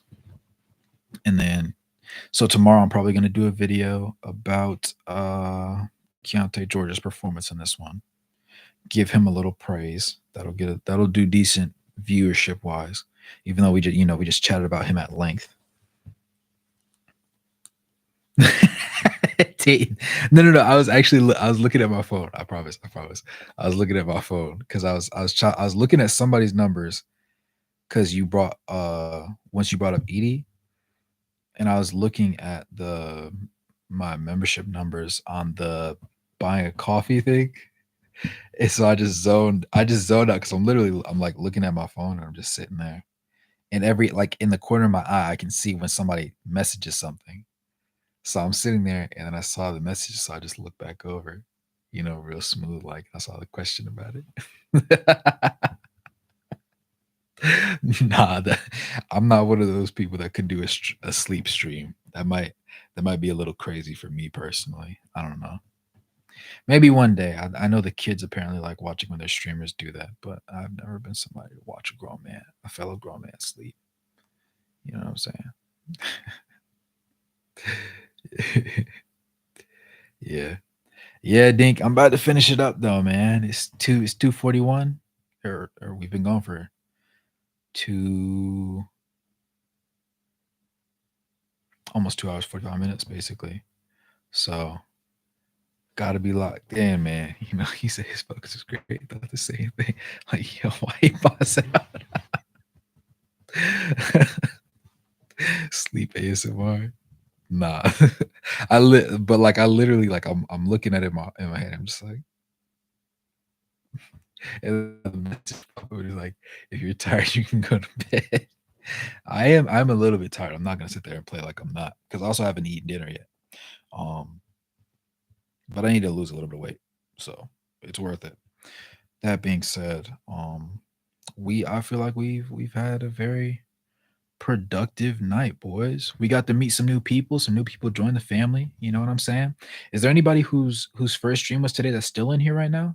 I know it's mostly the regular boys up in here. We got Christian, we got Tatum, we got Lee, we got Dink. You know what I'm saying? Zach came back from another one. You know what I'm saying? But there was quite a few new people that popped up in here every now and then, and that was nice to see too. I think that the most recent video that I did probably caught the most attention and probably dragged a couple more people in there. But it's always nice to be able to chat with new people, just get to know people's names. I didn't get a lot of names this time. Yes, sir, Zach. Yes, sir. What's up, buddy? But I didn't get a lot of names. Like there was it CS 69 or CI 69, something like that. I asked him for his name. He didn't drop his name in the chat. I think he left the live like shortly after he made his statement though. But I miss him. Drop the sub. I like this Wraith, dude. I'm glad that you do. Welcome to the club, buddy. Jared. Oh yes. Yes. Talking about Colin Sexton getting blocked. Yeah. 100%. But yeah, man. I think this was definitely less of an eyesore than the Timberwolves game or the Bulls game. So I will enjoy what little positives we can get and go from there with what we have. You know what I'm saying? Beyond that, it's just going to be a question of, let's see, you said since I missed the game, I'm gonna need to watch the game highlights. Yeah, things really only flew off the rails in the fourth quarter. Like that was the ugliest one. The first quarter was a little bit back and forth runs, but we finished dead even. Second quarter lost it by a little bit. Third quarter got it back a little bit. Fourth quarter, train fell off the rails, but not that terrible overall. See, loving the video you're putting out. Appreciate it, man. Next one's tomorrow. I know I haven't been going daily, Also, part of it's because of the streams that I do. I was like, uh, that way I can just make it more comfortable for everybody. I do need to get a little bit more attention to some of the more breakout people that have been going to work today, or I said going to work today, going to work recently. Um, so I definitely have a couple more teams or players specific on certain teams that I did want to go ahead and just do a little video about, get them a little bit of support. You know what I'm saying? I appreciate you, Lee. He said, "Slaughter, hope you have a great night. Something I'm going to keep an eye on is foul trouble next game, see how it's affecting us overall." Yes, Kelly Olynyk. This is the second game where he's been in danger. Side note, if small ball is ever going to work, it's going to be against Miles Turner. Yeah. Sorry for my ass getting ugly right here. No, you're good, man. We're about wrapping things up right here. Let's see. Then I blinked twice and they were up 7-0, and I was like, I need to turn this off. And it didn't work. Kelly Olynyk, everyone should get a membership for your buy me coffee. I mean, that'd be awesome, man. Realistically, I was thinking about it and I was like, if I can put forth content that's worthwhile enough for like, because I have what 667 subs right now. If I was able to convince, if I was able to get to 1,000 subs, or even more than 1,000 subs, and I could convince 1,000 people to sign up for a $5 membership monthly, I could quit my weekend job and literally I could do a 24-hour live, right? For no reason, just to say I did it. Like I could make a video on stream in my pajamas, right? Hear me out, crazy thought. Make a video in my pajamas, call my editor on camera, talk to him, send the video to him, and have him put in his visuals, and then have him send it back to me and just show the entire creative process. That would be lit. I don't know. It just randomly popped in my head one time. It would be hilarious. Um, but what am I looking for? Have you get more time, more content, more importantly, freaking weekend. Trying to keep it cheap, yes sir. Like when the announcers call him clinic with 2Ks and a Y. Yes sir. Just keep going. You already know, man. You already know, Tyler. You gotta keep going, bro. Gotta keep going, man. More than halfway there. So all subscribers should do it. Yup. hmm I'm gonna get there. I'm gonna get there very, very soon. Love to do a few streams. Yeah, it's I'll say the hardest thing about being a content creator is getting the first videos out there. Like if you go into my YouTube videos and you switch it to the worst ones, or I said the worst ones, and you switch it back to the very beginning, my setup is roughly the same because I think I did start on my ZV-1 camera, which is obviously like a little bit ahead of what most people do. But I was actually sitting at my desk, which is over there. Right now, I'm actually low key sitting in front of where my podcast setup was. I need to redo the entire podcast. I need to rebrand it. But it was comfortable for me at the time and it made sense and it wasn't too taxing to do. 3 people unsubbed. I'm sick. For real?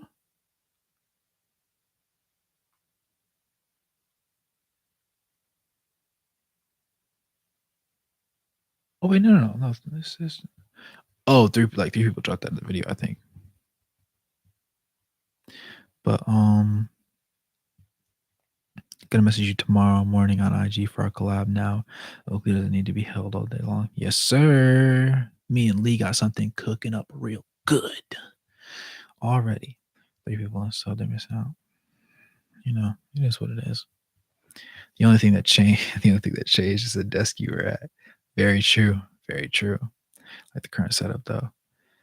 Couch vibe is amazing. It's only 3, no big deal. Maybe not. Yeah. So curled the same. Are you sure you're on sub? I saw it 360. Yeah, I just checked my thing. It went down to 363 for some reason and then went back up. So not really sure what happened there. I don't know, but I'm not mad at it. Currently YouTube has me calculated as having 2,954 watch hours, which means tomorrow morning, in theory, it should have me past the 3,000, and then I'll hit the apply button, and I'll be good to go. And then it'll just be the next stage where I need 334 subscribers, and probably like at that point, since the video is at like 1,200, is at like 120 watch hours, I probably need like 900 watch hours left, most likely, because this stream also did very well. Because I want to say we peaked at like 15 concurrent viewers, 15, 16, 17, and I've been doing this for like 2 and almost 3 hours, so at least 40 hours, hopefully, out of this one alone. So yeah, it'll definitely be a vibe. Um, maybe a glitch. You only track NBA or NFL too. See a bump in subs by 360 again minus an updated years, but the those viewers only watch. True, not as much the amount of viewers, but the length of time they watch. Also very truly. I do follow the NFL too, but I didn't create an NFL channel just because I didn't know how progressive that would be for me. Like somebody I really like watching, that I really he was really the reason why I decided to do it on the couch, was Brett Collerman. If you ever watch him, he does amazing breakdowns of stuff. He can explain the most complex Shanahan offensive concept to a 5-year-old and make it sound like it's as easy as drawing within the lines of a coloring book. And he just has like a chill vibe about him, and I really appreciate it. I really appreciated him. Um, I okay, so before, when the Panthers obviously had um Cam Newton, I was a Cam Newton fan. I used to always like the Patriots. Kind of fell off of that, especially when Tom Brady left. It just didn't feel the same. I appreciate, because the Patriots are kind of like the Spurs in the fact they're a very systematic team. Your feelings don't matter. You're there to do a job. You do your job, you get paid. You don't do your job, you get sent. Right now, the team I'm standing behind, the 49ers are cool and all, but the team I'm really standing behind is going to be the Bengals, because I always appreciated, like when they had the Red Rocket, when they had Andy Dalton and AJ Green. AJ Green used to be my favorite wide receiver, dog. Favorite wide receiver. Even they never could make it out of the first round. Shout out Vontez Burfict for laying a hit on Antonio Brown that cost him the game. Um, but then they got that boy Joe Shiesty to go along with Jamar Chase. You know what I'm saying? And T Higgins and them boys, and they're cutting up out there. They're having better games. You know what I'm saying? They started the season a little bit rough, but it would be cool. It'd be cool. Um, what's SLC would get NFL team, but they never will. It would take a lot of growth. It would take a lot of growth from the league for them to get it. Um, Really great analytical. He's got a really great analytical mind. He can explain it in a very fundamental and basic way. Literally, dude. You said Pat Mahomes, nice. You could do short videos of the highlight stuff being at big and stuff. That's also pretty feasible. That's also pretty feasible. I like the Bengals, but not my favorite team. But any team that beats the Chiefs, I'm happy with it. So if they do that, I love them. They need an O line. Yeah, the Panthers need an O line too. They drafted a midget quarterback and couldn't protect him. I don't know what the idea. I don't know whose bright idea that was. Because CJ Stroud, I was an advocate for CJ Stroud, right? So the fact that they decided to go ahead, and that the bright idea was to go ahead and pick the midget quarterback when you already didn't have an O line to protect him and keep him off his butt was just so goofy, because now he's taking the fall. He's being the fall guy for something that really isn't his fault. And I don't like that. The Vikes tried but failed to beat the Chiefs. Sorry, pal. The Vikings are tough. Shout out Kirk Cousins, man. He's a genuine guy. That's one of the things that I really appreciate about him. He's just always been a genuine guy. You know what I'm saying?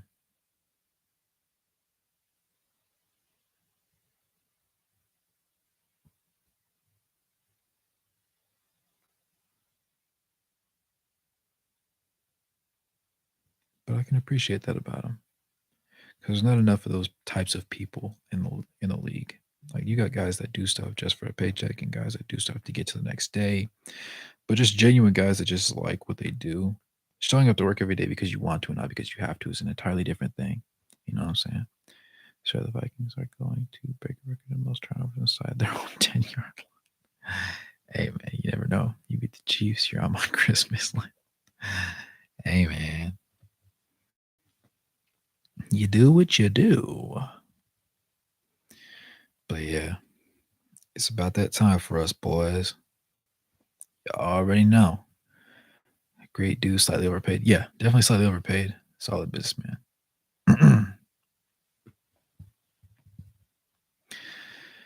With that being said, you boys ready? Let's shake it out. With that being said, thanks for tuning into this video. Or excuse me, thanks you for tuning into this live stream today, guys. Yeah, we had some fun. We had some ups and downs. We kind of enjoyed the game at certain points, had some other rough moments, and there will be more up and downs to come. That being said, thanks for tuning in this video. Catch you guys in the next one. And as always, good morning, good evening, good night, no matter where you are on the globe watching. Thanks for tuning in, and I'll catch you guys in the next one. Peace. I'll see y'all. Yes, sir.